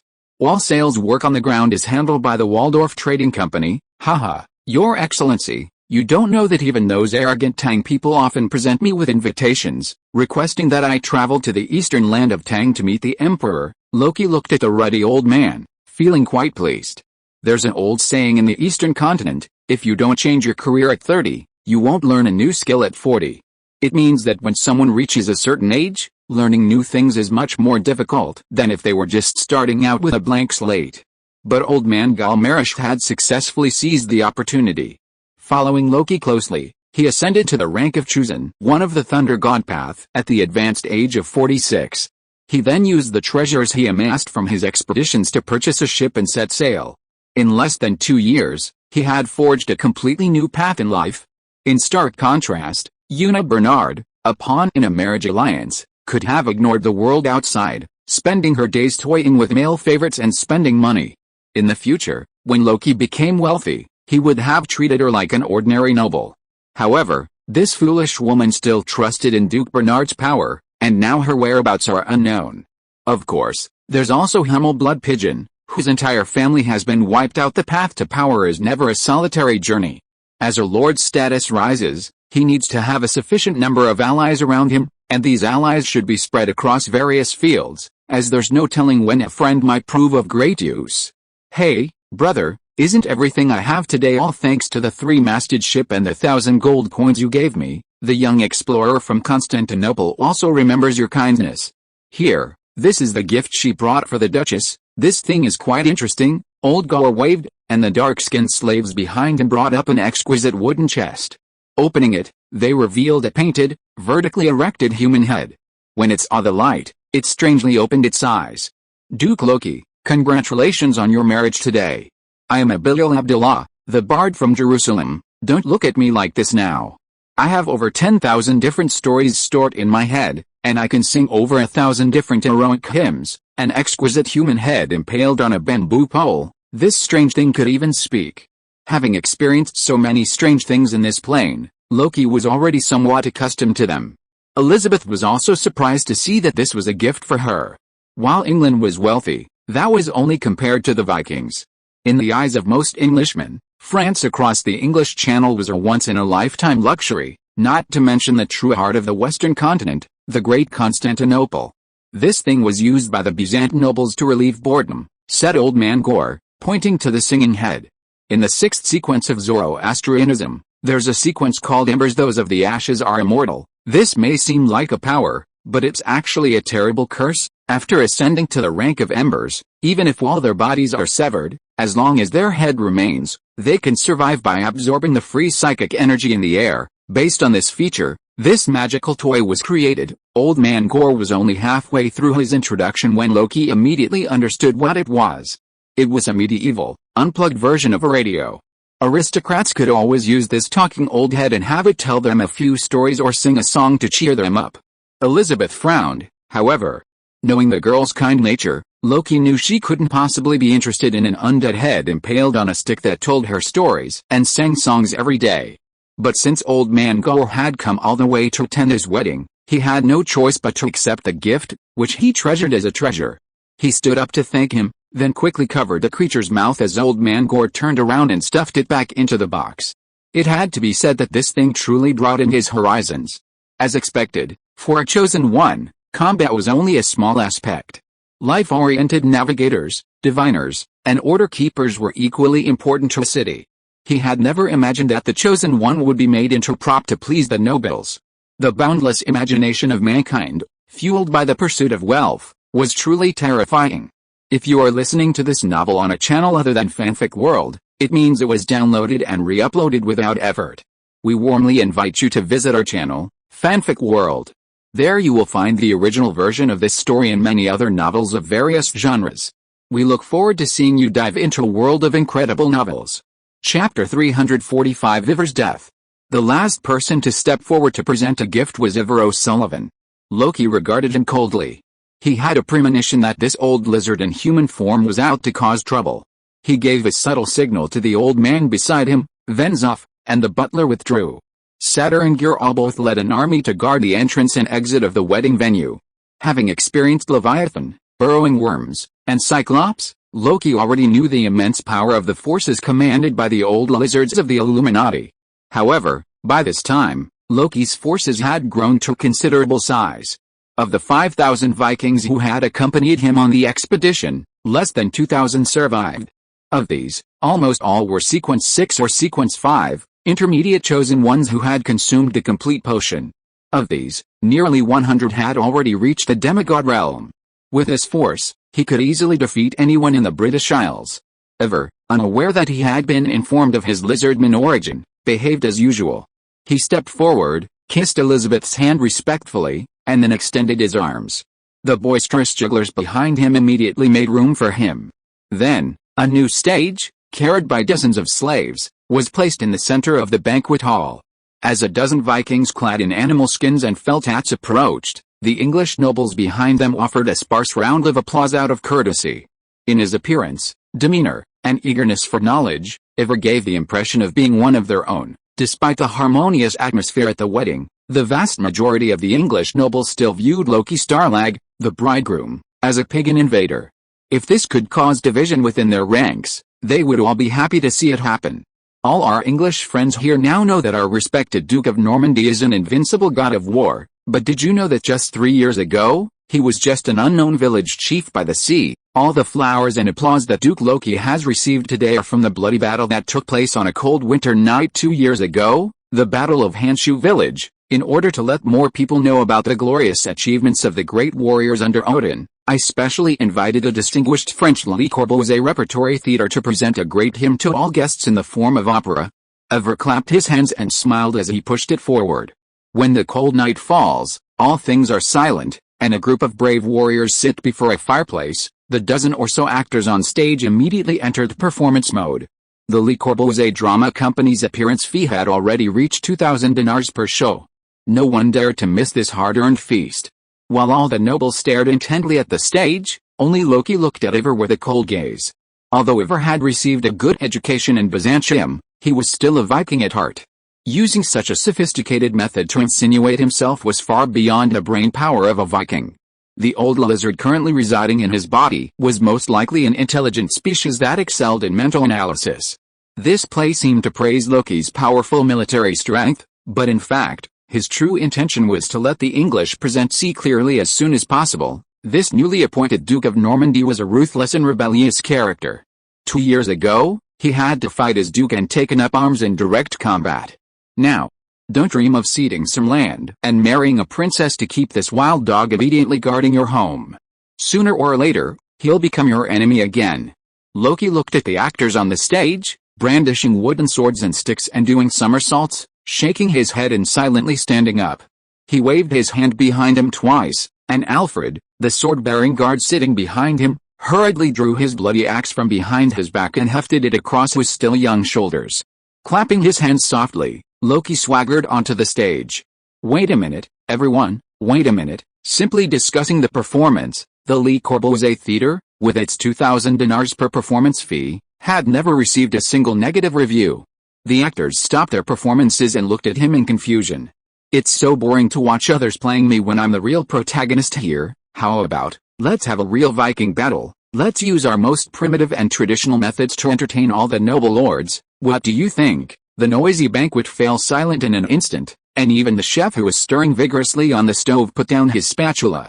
You know, ever since Loki gave the order to feed enough, they have never stopped, just like feeding pigs. Your Highness, Ivar, come on, let us present a real show for all the noble lords who regret not joining this war, and let them see the style of the king of saber-toothed mercenaries. Alfred respectfully handed the axe in his hand to Loki. 15-year-old boys are not aware of too many political struggles. They admire heroes who can wield great swords. The adopted father standing in front of him at this moment drew his sword to face the Viking king at the wedding scene. This is a great plot that even the bards dared not to compile. The black shark under Ivar's face has been with Ivar for a long time. He had heard that Loki had a wild personality, but he really didn't expect him to be so wild. In the dead silence, Egbert was the first to stand up and clapped his hands vigorously. Chapter 346, revealed to the world. For the English nobles present, the death of either Loki or Ivar would be a great blessing. At this point, why bother wondering, is blood at a wedding unlucky? The complete annihilation of these Viking warriors would be the greatest blessing for them. Upon hearing Egbert's statement, the other nobles and lords began to applaud, and the crusaders at the rear even started to boo at the top of their lungs. Seeing the boisterous crowd roaring with applause, Ivar secretly thought something was amiss. As Loki had predicted, the military advisor, Black Shark, was a brilliant warrior among the lizardmen. Like Urs and Shalavan, he possessed formidable defenses, but for years he had lurked by Ivar's side, rarely having the opportunity to wield a sword. That day at Lindisfarne Monastery, Mewtwo, the king of Earthsea, mercilessly executed Ivar, who had assumed the title of new Viking king with no preparation. Now, he was faced with the prospect of drawing his weapon and engaging the invincible Loki in a real-life battle before 500 nobles and the city lord. He had no confidence at all. Black Shark slowly stood up. Though a faint smile still graced his face, his mind was racing to figure out how to turn down the challenge. After nearly 60 seconds of silence under the gaze of the crowd, Black Veil sadly realized he had to draw his sword and fight. The reason was simple. For every lizardman who disguised themselves as a human and blended into human society, protecting their clan's secrets was paramount. Every lizardman who played a human role had to act in accordance with that role. Ivar was the leader of the saber-toothed mercenaries and the king of all Vikings. The blood of Olaf the Bloody Conqueror flowed through his veins. To not draw his sword and fight in the face of a provocation from his vassal was a stark departure from his character. Moreover, he glanced around from the corner of his eye. Loki's Viking warriors had already secured a gate. He had nowhere to retreat. It's okay. My makeup is impeccable. This person doesn't know I'm currently hidden in this body. A few simple slashes, then excuse myself by saying I won't ruin Lord Loki's wedding night. Casually drawing the saber-toothed cat sword hanging from his waist, Ivar executed 2 neat, sharp cuts before stepping onto the stage. Duke Loki, you haven't entered the bridal chamber yet. Let's stop here and not ruin the Duchess's beautiful day. Fear can lead to some very stupid mistakes. As these words left his mouth, Black Shark saw the bewildered expressions on the faces of the Viking dukes who had accompanied him to the wedding. Following Ivar, they were already aware of the deep hatred between the O'Sullivans and Loki. Given such a golden opportunity to settle a personal feud, no Viking would refuse. And yet, Ivar actually said something like, "Stop here? Is this still the same ruthless leader of the saber-toothed mercenaries? Haha. My king, swords drawn. Don't let these southerners look down on my northern saber-toothed leopards." Loki took the blood axe, weighed it twice, and raised it high into the sky. When Black Shark walked onto the stage, he sneered, gently tossed the blood axe away, and showed only his palms. "Haha, this is getting more and more interesting." Vercambus led a group of Slavic warriors around the stage. They sat on the ground and formed a human wall 10 meters in radius, surrounding the two men. At the same time, he also picked up the blood axe that Loki had thrown outside the circle. "I know what you are. I also know that your organization has done everything to kill me. I am truly sorry that your powerful gods have fallen at my hands, and now, it's your turn." After these words were spoken, no one in the room understood. Only Black Shark. He raised his bone knife in fear, but the dazzling midday sun made him dizzy. In the blink of an eye, Loki vanished from his presence. The next second, a pair of cold hands gripped his neck, and Loki appeared behind him. A normal person's instinctive reaction to being grabbed from behind would be to stab back with a knife. Black Shark did the same. He could feel the sharp bone knife piercing flesh and piercing Loki's body, but Loki showed no sign of letting go. His cold grip tightened. Meanwhile, as blood dripped to the ground, a faint bloody mist began to spread from the stage. Despite the bone knife's piercing, Loki managed a faint smile. The bloody creator hadn't appeared. It seemed Guchanking was as powerful as he'd imagined. He had single-handedly taken down all three ancient gods. "That's enough, enough. Do you really want to kill the Lord right here and now?" Black Shark struggled to speak. As more and more blood flowed, the center of the stage instantly bathed in crimson. Vercambus rose, swung the blood axe twice, and brought it down before Black Shark's eyes, filled with shock and fury. The indestructible blood axe cleanly ripped through Black Shark's skin. Throwing away the blood axe, he reached out and ripped a pale blue lizardman from Ivar's body. Even his flesh bore fine wounds from the rupture of capillaries. The pale blue lizardman struggled desperately in Vercambus's grasp, but escape was impossible. Black Shark was filled with shock and fury. He finally understood Loki's full plan. This man had long known he had seized Ivar's body. And now, before all the nobles of England, and the thousands of jugglers and bards present, he intended to expose the Illuminati's secrets to the world. Drawing his bone knife and bandaging the wound, the thin blood mist soon dissipated. Loki seized the garment-like skin bag, held it up in his hand, and displayed it for all to see. "I am not your enemy, excuse me, neither is Ivar. Humanity has only one true enemy, and that is these lizardmen who constantly seek to control us." The old lizard in Vercambus's grip let out a sharp roar. He struggled hard in the giant's grip, but was completely unable to break free. "These beasts can kill you at any time. Then wear your skin, imitate your accent, and raise your children. Your children will respect them as their father and obey their every command." Ivar is by no means the first. "I know there are also these bastards wearing human skin among you. Haha, don't worry. Today is my wedding after all. Killing my king will satisfy me." With that, Loki grabbed a spear and plunged it into the lizardman's mouth, ordering his men to bind him with iron chains. Walking to the stove, he pulled open the door and thrust the old lizard inside, spear and all. The door closed, and shrill cries began to echo from the scorching furnace. "Go back and tell your overlord, the days of the Illuminati hiding beneath the surface are over. From this day forward, Odin's people will forever regard you as their enemy. Prepare to face the wrath of mortals." End of Chapter 6. Chapter 347 Clint Fuyuki. Autumn gave way to winter, time passed, and the first winter after the war passed silently. 5 months had passed since Duke Loki's wedding. Much had happened in those 5 months. On the wedding day, Loki and Vercambus plotted to kill Ivar. The true nature of the Illuminati was ruthlessly revealed, and all the monarchs of the western continent felt threatened. Meanwhile, the Vikings were left leaderless. In this precarious situation, Loki, despite having the trust of all the dukes, did not accept the burden of Viking king. The Normandy region had just stabilized, and a host of construction, trade, and agricultural projects were put on the agenda. He had too many state affairs to attend to. Furthermore, he was in a land still hostile to him. Commanding 200,000 Englishmen within his domain with only 20,000 Vikings was an extremely difficult task. He had no time to attend to the events across the North Sea. Under these circumstances, Mallinton O'Sullivan, who enjoyed the approval of the vast majority of the dukes, ascended the throne of Viking king. Thus was born the first Viking queen of Scandinavia. Besides that, Loki and Elizabeth's married life went relatively smoothly. It didn't take long for them to transition from strangers to mutual acceptance, thanks to the sudden appearance of their 4 children. This was especially true of their adopted son, Alfred. A sword's sharpness can be seen the moment it's unsheathed. Similarly, all great men quickly reveal their fine qualities in their youth. Alfred grew up with Egbert and received the finest education in the Western continent. At the age of 5, he traveled to Constantinople, where he was personally blessed by Pope Gregory II and inducted into the Pantheon. The Pantheon, a legacy of ancient Rome, was a place where the gods bestowed power upon mortals when Zeus and the 12 Roman gods ruled the land. However, millennia later, the gods of the Pantheon had long since departed from this starry sky. The Byzantine Empire, which emerged from ancient Rome, preserved this institution of learning. Now, this place serves as a training center for kings.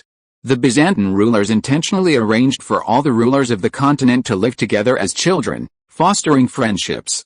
This would facilitate marriages and alliances in adulthood much more easily than if they were complete strangers. Alfred spent 9 years in the Pantheon, from the ages of 5 to 14, learning nearly every human language and befriending most of the children of the continent's elite. Not to mention, he also developed exceptional martial skills. His inherited intelligence from Egbert ensured his success at school. However, what every flower in a greenhouse lacks is a certain level of virility, born of life and death struggle. At the age of 15, he began hanging out with a group of Viking and Slavic teenagers. This solved this problem completely. The young Englishman was quickly influenced by his surroundings, rapidly transforming from fine iron into a sharp blade. Loki, observing his adopted son's growth, gifted him with a potion to advance to the berserker path's chosen one. In one winter, the young man consumed 3 bottles, advancing to sequence 7. During the winter, he accompanied the Slavic king Barkumbush into Asgard for 2 full months. After 2 months, he emerged unscathed and earned the Slavic king's approval. This was proof of his strength. Furthermore, relying on war reparations collected from the 6 kingdoms, Duke Phoenix of Saltire once again assembled a substantial whaling fleet. The aging Duke Mocklash, unable to adapt to England's warm climate, chose to return to the Dale to inherit Storm's End. From then on, the Dale became a buffer zone between Normandy and Scandinavia. Although Loki and Mallinton were both Vikings and close allies, the 2 nations had not yet been unified. A buffer zone could help mitigate the forces of both sides and resolve disputes, a mutually beneficial option. 5 months passed slowly, and Loki saw his territory flourishing. After countless fierce battles, a new nation was poised to grow as he had envisioned. The Vikings, after years of war, could finally enjoy a few years of peace. However, just then, a mere 10-hectare cotton plantation, 350 kilometers from Fortress Wonghai, became the first move to disrupt this peaceful existence. This damn winter, why is it so hot like midsummer? In my 62 years, this is the first time I haven't spent the winter with a livestock. I'm actually feeling strange. Seeing winter was about to end, Clint Fuyuki dropped his horse brush and gently tore a slit from his sheepskin coat. It was only the end of February, but the snow outside was already thawing. Stepping on the wet snow felt like stepping into a small puddle. Although the snowflakes still drifted from the sky, the ground was warming. Winter was almost over. At 62 years old, Vikings who reached his age were few and far between. Gently patting his steed, the old man covered it with a blanket and left the stable. Clint's manor was a cotton plantation covering approximately 10 hectares. Last spring, when Ivar and his saber-toothed mercenaries successfully landed in Northumbria, they set the manor on fire, killing all the residents. After their victory, the 2,000 surviving Vikings were rewarded. Most became pirates with ships, merchants with horse fleets, or farmers with land. Clint's age made him unable to travel the land like the ambitious youth. The aging man simply sought a quiet place to rest, awaiting the Lord's next sign and ascending to Valhalla in a battle swung by the great axe. There, all his friends awaited him, wine in hand. After grooming his horse, his next stop was a simple stone gatehouse. Pushing open the gate and entering the catacombs, the old man lit the braziers one by one. The flames illuminated 2 hatchets, a great axe, a tattered cloth cannon, and a charred shield hanging on the wall. "Old friends, I've come to see you again." Clint grabbed a bottle of distilled ale and took out 4 wooden bowls, pouring them each one in turn. Here lay the remains of 5 of his friends. The 2 hatchets belonged to the woodcutters of Fogduck, a pair of Slavic brothers. The great axe came from his sworn brother. The tattered cloth robe belonged to his deceased wife, a Valkyrie chosen one. And finally, the shattered shield belonged to his captain, a sea giant chosen one. Of these 5, 2 died in the defense of Frostwater village, 1 on the Bloody Night, and 1 in the skirmish with the Wessex army outside Stonewood County. The captain perished in the final battle. He was struck by the dragon's breath, his entire body burned to pitch-black char. In the impoverished village of Hanshu, 6 men had grown like tangled weeds, unfettered and communal. This bond of camaraderie transcended all else. Now, 5 were dead, leaving Clint alone to enjoy the fruits of victory. His wealth was a fortune an ordinary Viking would struggle to acquire in 10 lifetimes. Yet, living each day in this empty manner, he felt no peace of mind. Beneath the stone grottos, a hint of winter chill still lingered. Clint gulped down a long gulp of wine, hunched over, and sat down against the stone wall. "I can't believe the life of a southern lord we once so longed for turns out to be so boring. The housekeeper arranges everything for me. I don't have to work in the fields or go hunting. Even my mother has the maid do all the dressing for me in the morning, haha. This might be okay for 2 or 3 days, but a whole winter like this is just too boring." Old Clint spent most of his life with Loki's father, Meg Starlag. Back then, his life was far from affluent. The Fuyuki family was a typical Viking impoverished clan. Clint's father passed away early, leaving him nothing but a leaky house and 2 hungry brothers. It was under these circumstances that 12-year-old Clint became the head of the Fuyuki family. The editor said that if I finish the book at 1 million words, I'll get a better recommendation for the next book. Anyway, I've been playing it solo for 6 months, so another month won't hurt. One more chapter. Chapter 348 Clint Fuyuki. Scandinavia couldn't support a weakling. Therefore, the harsh life didn't frustrate Clint. Instead, it made him as resilient as wild grass. In the winter, when food was scarce, he once ventured deep into the icy, snow-covered sky-breaking mountains to search for food for his younger brother. After 3 days of aimless wandering, he finally encountered a pack of wolves. The wolves wanted him, and he wanted to eat them too. Viking warriors were often born in such desperate circumstances. Braving the fierce cold wind, the frail young man squeezed the last ounce of strength from his bones and drove his axe into the dire wolf's skull. When the dire wolf fell to the ground, he immediately slit its throat and drank a mouthful of blood. He had to do this, otherwise, he wouldn't have the strength to continue the fight. 3 days later, when Clint, covered in blood, dragged the wolf's carcass back to Hanshu village, his 2 younger brothers had starved to death in their room. The 12-year-old boy buried them without a word. Crying is an extremely exhausting act. In the winter, no Viking would ever dare to weep. It was too much of a luxury. Over the next few years, Clint grew up in obscurity. Extreme poverty meant he had no money to travel to the Holy Mountain to purchase the potions from the acolytes of the storm. He had abducted 4 women from the Slavic lands. But the oldest of them only lived 3 years. One died of a cold, another fell into a ravine while gathering herbs. One rose to the rank of Valkyrie in battle, only to be slain by another group of enemies 3 days later. The old man could no longer recall the remaining woman's name or how she died. None of the 4 women had left him children. All he knew was that after his last wife's death, his interest in women gradually waned. All his loved ones perished one after another, leaving him, like a tenacious weed, to survive war, hunger, cold, and poverty.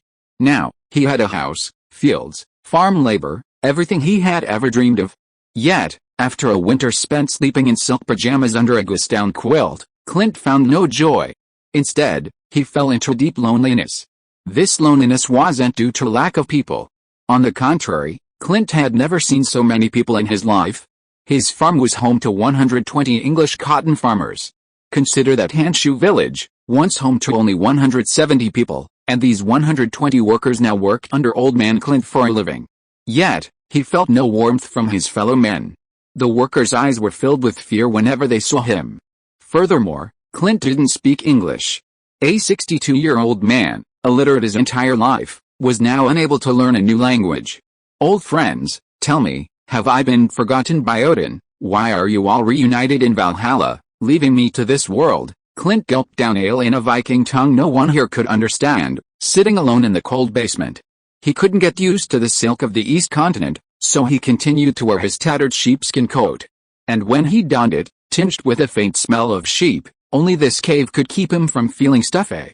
Look at me now, old, frail, and fat. Damn, in 2 years I won't even be able to fit into my clothes. This winter, I was bored in my big house and thought I'd go out into the forest and catch a few wolves to eat, just like we did when we were kids, but I wandered around in this shabby woods for 3 days and didn't see a single wolf paw. Bored. I drank too much and fell asleep in a snow cave. And when the sun rose the next day, I didn't freeze to death. Later, my housekeeper told me that the wolves in this area were extinct over 100 years ago, because the villagers were afraid they'd infiltrate the village and eat their ducks and chickens. The noble dire wolf can't even eat humans, and has been reduced to eating chickens and ducks. This is truly a magical land. Gulp gulp. Ever since Duke Loki assigned me this farm, the only use of my axe has become chopping trees. I'm the only farm within 100 miles, and the people living around here are all a bunch of weak English sissies. Indeed, Fortress Overlook is not far from me. But what's the point of going there? When I walk into the market, no matter what I want, I don't have to spend any money, they will give it to me with both hands. When I walk to the bar, all the yellow-haired people will leave immediately. Damn it. This place is nice, but no matter how you look at it, it doesn't feel like home. After just one winter, Clint immediately understood why so many of his brothers would rather return to the valley to live a poor and cold life than stay in this paradise. There are English people everywhere here, and this group of yellow-haired softies really can't do anything to them, but their population is too large. In the city and in the fields, there are these yellow-haired guys everywhere. As long as they see the Vikings approaching, they avoid them as if they were avoiding the plague. This feeling does not make people feel comfortable. But Clint can't do anything about it. Loki, Sat, Wenzov, Geralt and others are now city lords and big shots. It's not realistic to ask them to drink. It's better to come to the dungeon to find you brothers. Seeing his bottle empty, Clint tossed the empty bottle in his hand. The sound of the bottle rolling across the stone floor only accentuated the coldness and emptiness of the cavern. A blush had already appeared on the old man's cheeks.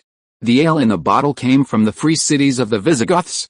This pirate group used sugarcane juice as a base, adding barley, rye, and koji to create a highly concentrated ale. A bottle of ale weighed about 1.5 pounds, and after gulping it down, Clint felt a warm and comfortable warmth all over his body. Every time he entered the cave, he needed to quickly drink a large amount of ale, because only then could he see his deceased companions in his half-awake state. Actually, the Duke was very kind to us. The Duchess was also kind as a sheep. She gave away the young children who had lost their homes to all the brothers who received land. Haha. Maybe because the lady felt that I was old and useless, she gave me a very beautiful 16-year-old girl. Brothers, can you imagine it? At the age of 62, I actually have a daughter. Although my daughter and I don't speak the same language, she is quite well-behaved and sensible. According to the housekeeper, she is the daughter of a tryst between a milkmaid and a maid in a certain manner. Perhaps it was the blessing of the Holy Lord Christ that to ordinary parents gave birth to a daughter as tender as a flower. The Duchess thought for a long time before letting her follow me, for fear that those bastards who couldn't control their lower bodies would ruin the girl. What a pity, she didn't stay with me for too long. She went on horseback to the next province for a trip a while ago, fell in love with a rose farmer, and went to marry him these days. I didn't go. It's boring. A large amount of liquor poured into his stomach. In the hazy eyes, Clint seemed to see several old friends coming back to life. Just like in previous years, the 5 of them squeezed together in the cold can. Everyone took out the little bit of liquor that was left, and everyone poured it into a bottle and drank it carefully. When they were in high spirits, they stood together, singing the Nibelungenlied in praise of the ancient heroes, and dancing a dance that no one understood. Brothers, don't be in a hurry to reincarnate. Wait for me for 2 more years, and I will definitely be a member of you in Valhalla. In the next life, we will still be brothers. After drinking countless bottles of liquor, the charcoal in the brazier had burned out. In the cold and dark cave, Clint lay on the floor with his eyes closed and an empty bottle in his hand. In a trance, he seemed to hear several crows flying over his head. Messenger of Odin, are you here to greet me? Wow. Wow. The raven cried twice. The closed cave infinitely amplified the cries of the two old crows. In a half-awake state, Clint seemed to hear a bullhorn horn coming from the sky. The lingering memories in his blood were awakened, and he immediately opened his eyes and sat up like a springboard. The turbid old eyes instantly became as sharp as a knife. This is the battle horn, enemy attack. I have no more manuscripts saved, so I can only update twice a day. Chapter 349 Massacre. Elder Fuyuki entered Asgard at the age of 61. He fought tenaciously, successfully hunting monsters before personally brewing and drinking potions. His sequence rank wasn't high, but the combat experience accumulated over 50 years of axe-wielding battles made him more dangerous than most high-sequence warriors. He nimbly sat up, snatched 2 hatchets from the wall and tucked them behind him. He shouldered the axe and kicked open the stone door. Before he knew it, he had already spent the night within the cave. Snow fluttered, but the sky was already turning pale. The old man, emerging from the cave, wasted no time, reaching the farm gate and ascending the watchtower. The horn was blown by the farmhand who had been on duty the night before. What happened? Clint roared, but the teenage Englishman couldn't understand his Viking tongue. Pointing in the distance, he could see 2 knights, a man and a woman, galloping at full speed. Behind them, over 20 well-armored knights in silver armor were hurling arrows at them. The fleeing man and woman were covered in wounds. Is that Elena? Eleanor was the name of the adopted daughter the Duchess had exiled him. Despite their different languages, during their time together, this gentle young woman treated Clint differently than other Englishmen. Most Englishmen avoided them like the plague, avoiding eye contact, physical contact, and any excessive contact. But this young woman was different.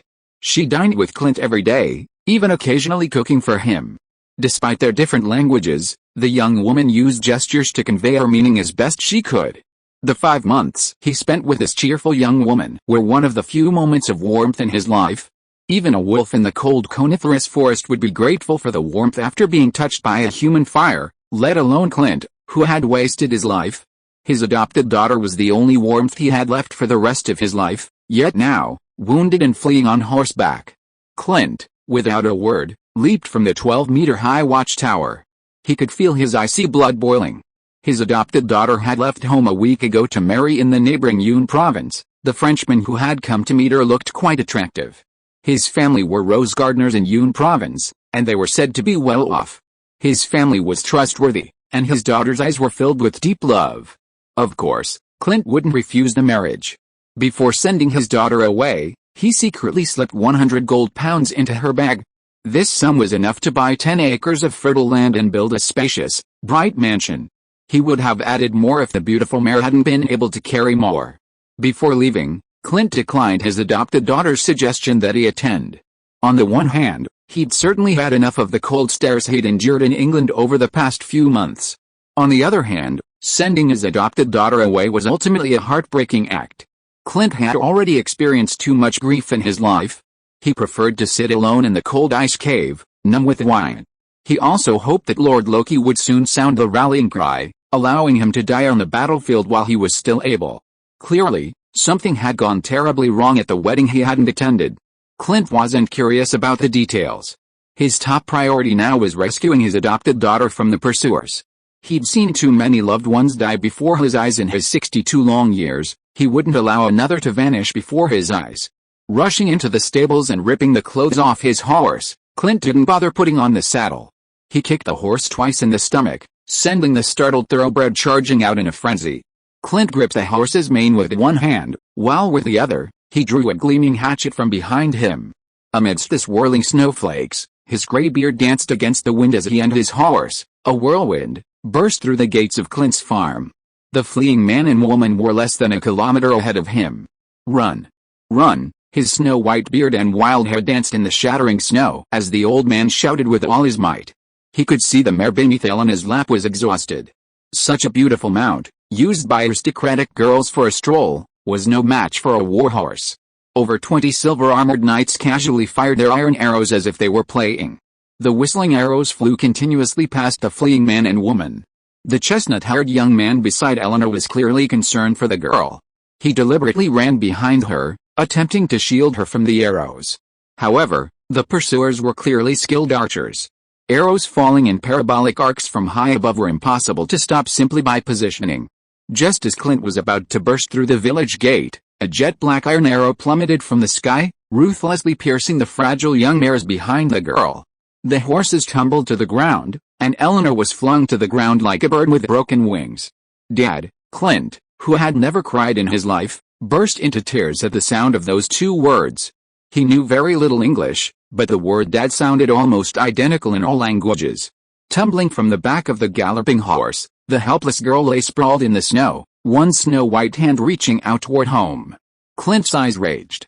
He was only 500 meters away from his adopted daughter, his steed galloping at full speed, but the distance seemed like a formidable chasm. He watched helplessly as the chestnut-haired young man, arms outstretched and roaring, shielded the girl. But the silver-armored knights ignored his provocation. Boom, boom, boom. Several iron arrows rained down from the sky, piercing the girl's legs and abdomen with precise precision, pinning her to the ground. A trickle of blood flowed from the corner of her mouth.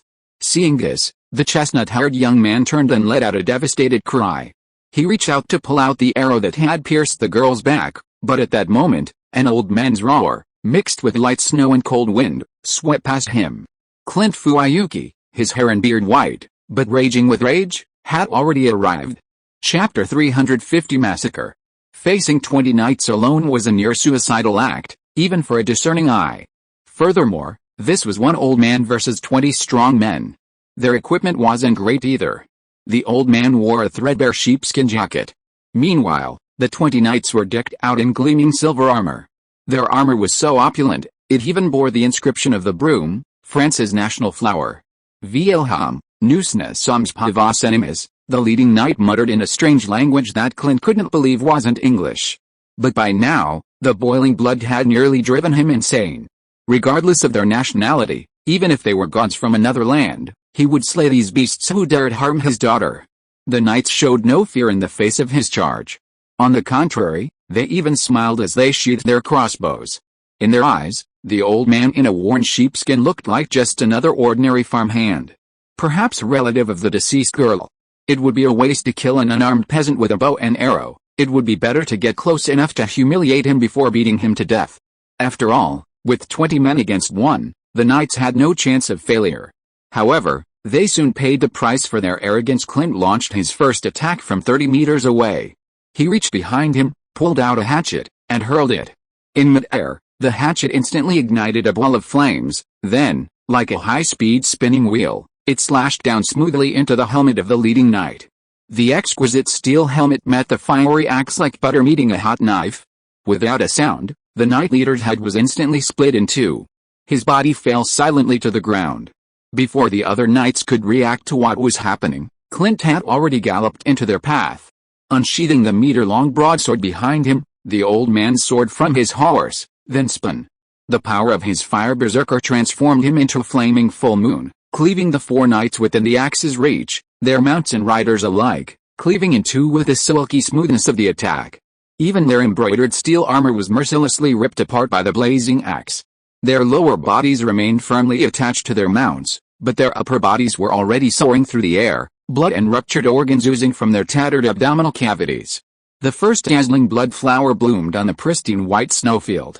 "How dare you, a bunch of weaklings, like hamsters, hurt my daughter, I'm so damn proud of you." He wiped the blood that had spurted onto his face, staining his gray hair and beard with a layer of blood. Wielding a great axe and drenched in blood, the old man looked like a demon crawling from hell. He didn't pause, nor utter a single unnecessary word. He charged left and right, a crimson ghost in the snow, severing each horse's leg. No one could escape him. The silver-armored knights, their swords drawn, tried to resist, but their delicate silver blades were as fragile as glass against the two-handed axes, weighing a whopping 30 pounds. In a fury that utterly unleashed all his psychic energy, Clint was drenched in blood and surging with flames. His entire body, blazing crimson from the mingling of blood and fire, resembled the demons depicted in church tome. Haha, how damn weak, these southern bastards, armed with embroidery needles and adorned with embroidered armor. Really think they're warriors. Today, everyone will die? The surviving knights pissed and vomited with terror. They hadn't noticed a farm had sprung up near the desolate border of Salt County. What was even more surprising was that such a demon lay hidden within this farm. With their horses' legs broken, they couldn't escape even if they wanted to. "Sir, Please don't be angry. Let me explain. We are vassals of Andre Jarvan of neighboring Cloud Province, and the young man behind me is Jarvan's male favorite, if you dare, bang. Clint didn't let the fair-faced young man finish his words. Pulling the axe from the corpse, he walked over to him and drove it into his breastplate. The blazing iron axe, mingled with flames, instantly ripped open his chest. The young man, barely 20, didn't even have time to spit out a mouthful of blood. The intense heat had already congealed his blood into dark red, human blood pudding. I don't understand your nonsense, you soft hamsters, all of you, go to hell. With another blow, the trembling male favorite behind him was severed in two. Not everyone chooses to be a lamb to the slaughter. However, these refined French knights, speaking French, had never witnessed a ferocity of Viking combat. In civilized France, wars between nobles remained at the archaic level of throwing a white glove and choosing a location. Even when conflicts broke out between nations, envoys were dispatched, declarations of war were delivered, and then both sides formally declared war. They had never seen the violent Vikings who would launch a massacre at the slightest disagreement. No, you can't treat us like this. Baron Jarvan is a distinguished guest of Mercia, holding diplomatic immunity granted by the Plantagenet House. All of us are his retainers and deserve justice. Ah! The axe swung and fell, and another head fell. I told you, I don't understand your nonsense. In less than 10 minutes, the 20 fleeing silver-armored knights were reduced to 20 scarlet flowers blooming on the pure white snow. They cried and tried to escape, but their horses' legs were broken, and the furthest one could only run 200 meters. After a whole winter of silence, the old man, feeling the blood coursing rapidly through his veins, finally felt alive again. Having completed the slaughter, he returned to his adopted daughter and plucked the arrow from her fair arm. The most dangerous arrow, piercing her soft abdomen, could cause severe bleeding if handled carelessly. Clint, a veteran of countless battles, understood this, so he didn't dare remove the arrow immediately, leaving it embedded in the girl. Returning to the castle, he ordered his servants to immediately load his adopted daughter onto a carriage and head to the Sea-Watch fortress to seek help from the priests of the Holy Lord's Church. He, for his part, looked coldly at his French son-in-law with long chestnut hair. He knew the French were a bunch of weaklings, incompetent in battle, but at least the young man hadn't abandoned Elena and fled alone. In a way, he still earned Clint's approval. You, come back to the house with me, tell me what happened after my daughter married into your family. Why are these French bastards hunting you down? End of this chapter. Thank you so much for reading until the end. Don't forget to give it a like. Looking for more exclusive content and immediate access? Subscribe to our Patreon. Remember, every like, subscription or donation encourages us to continue. Thank you all. See you in the next video.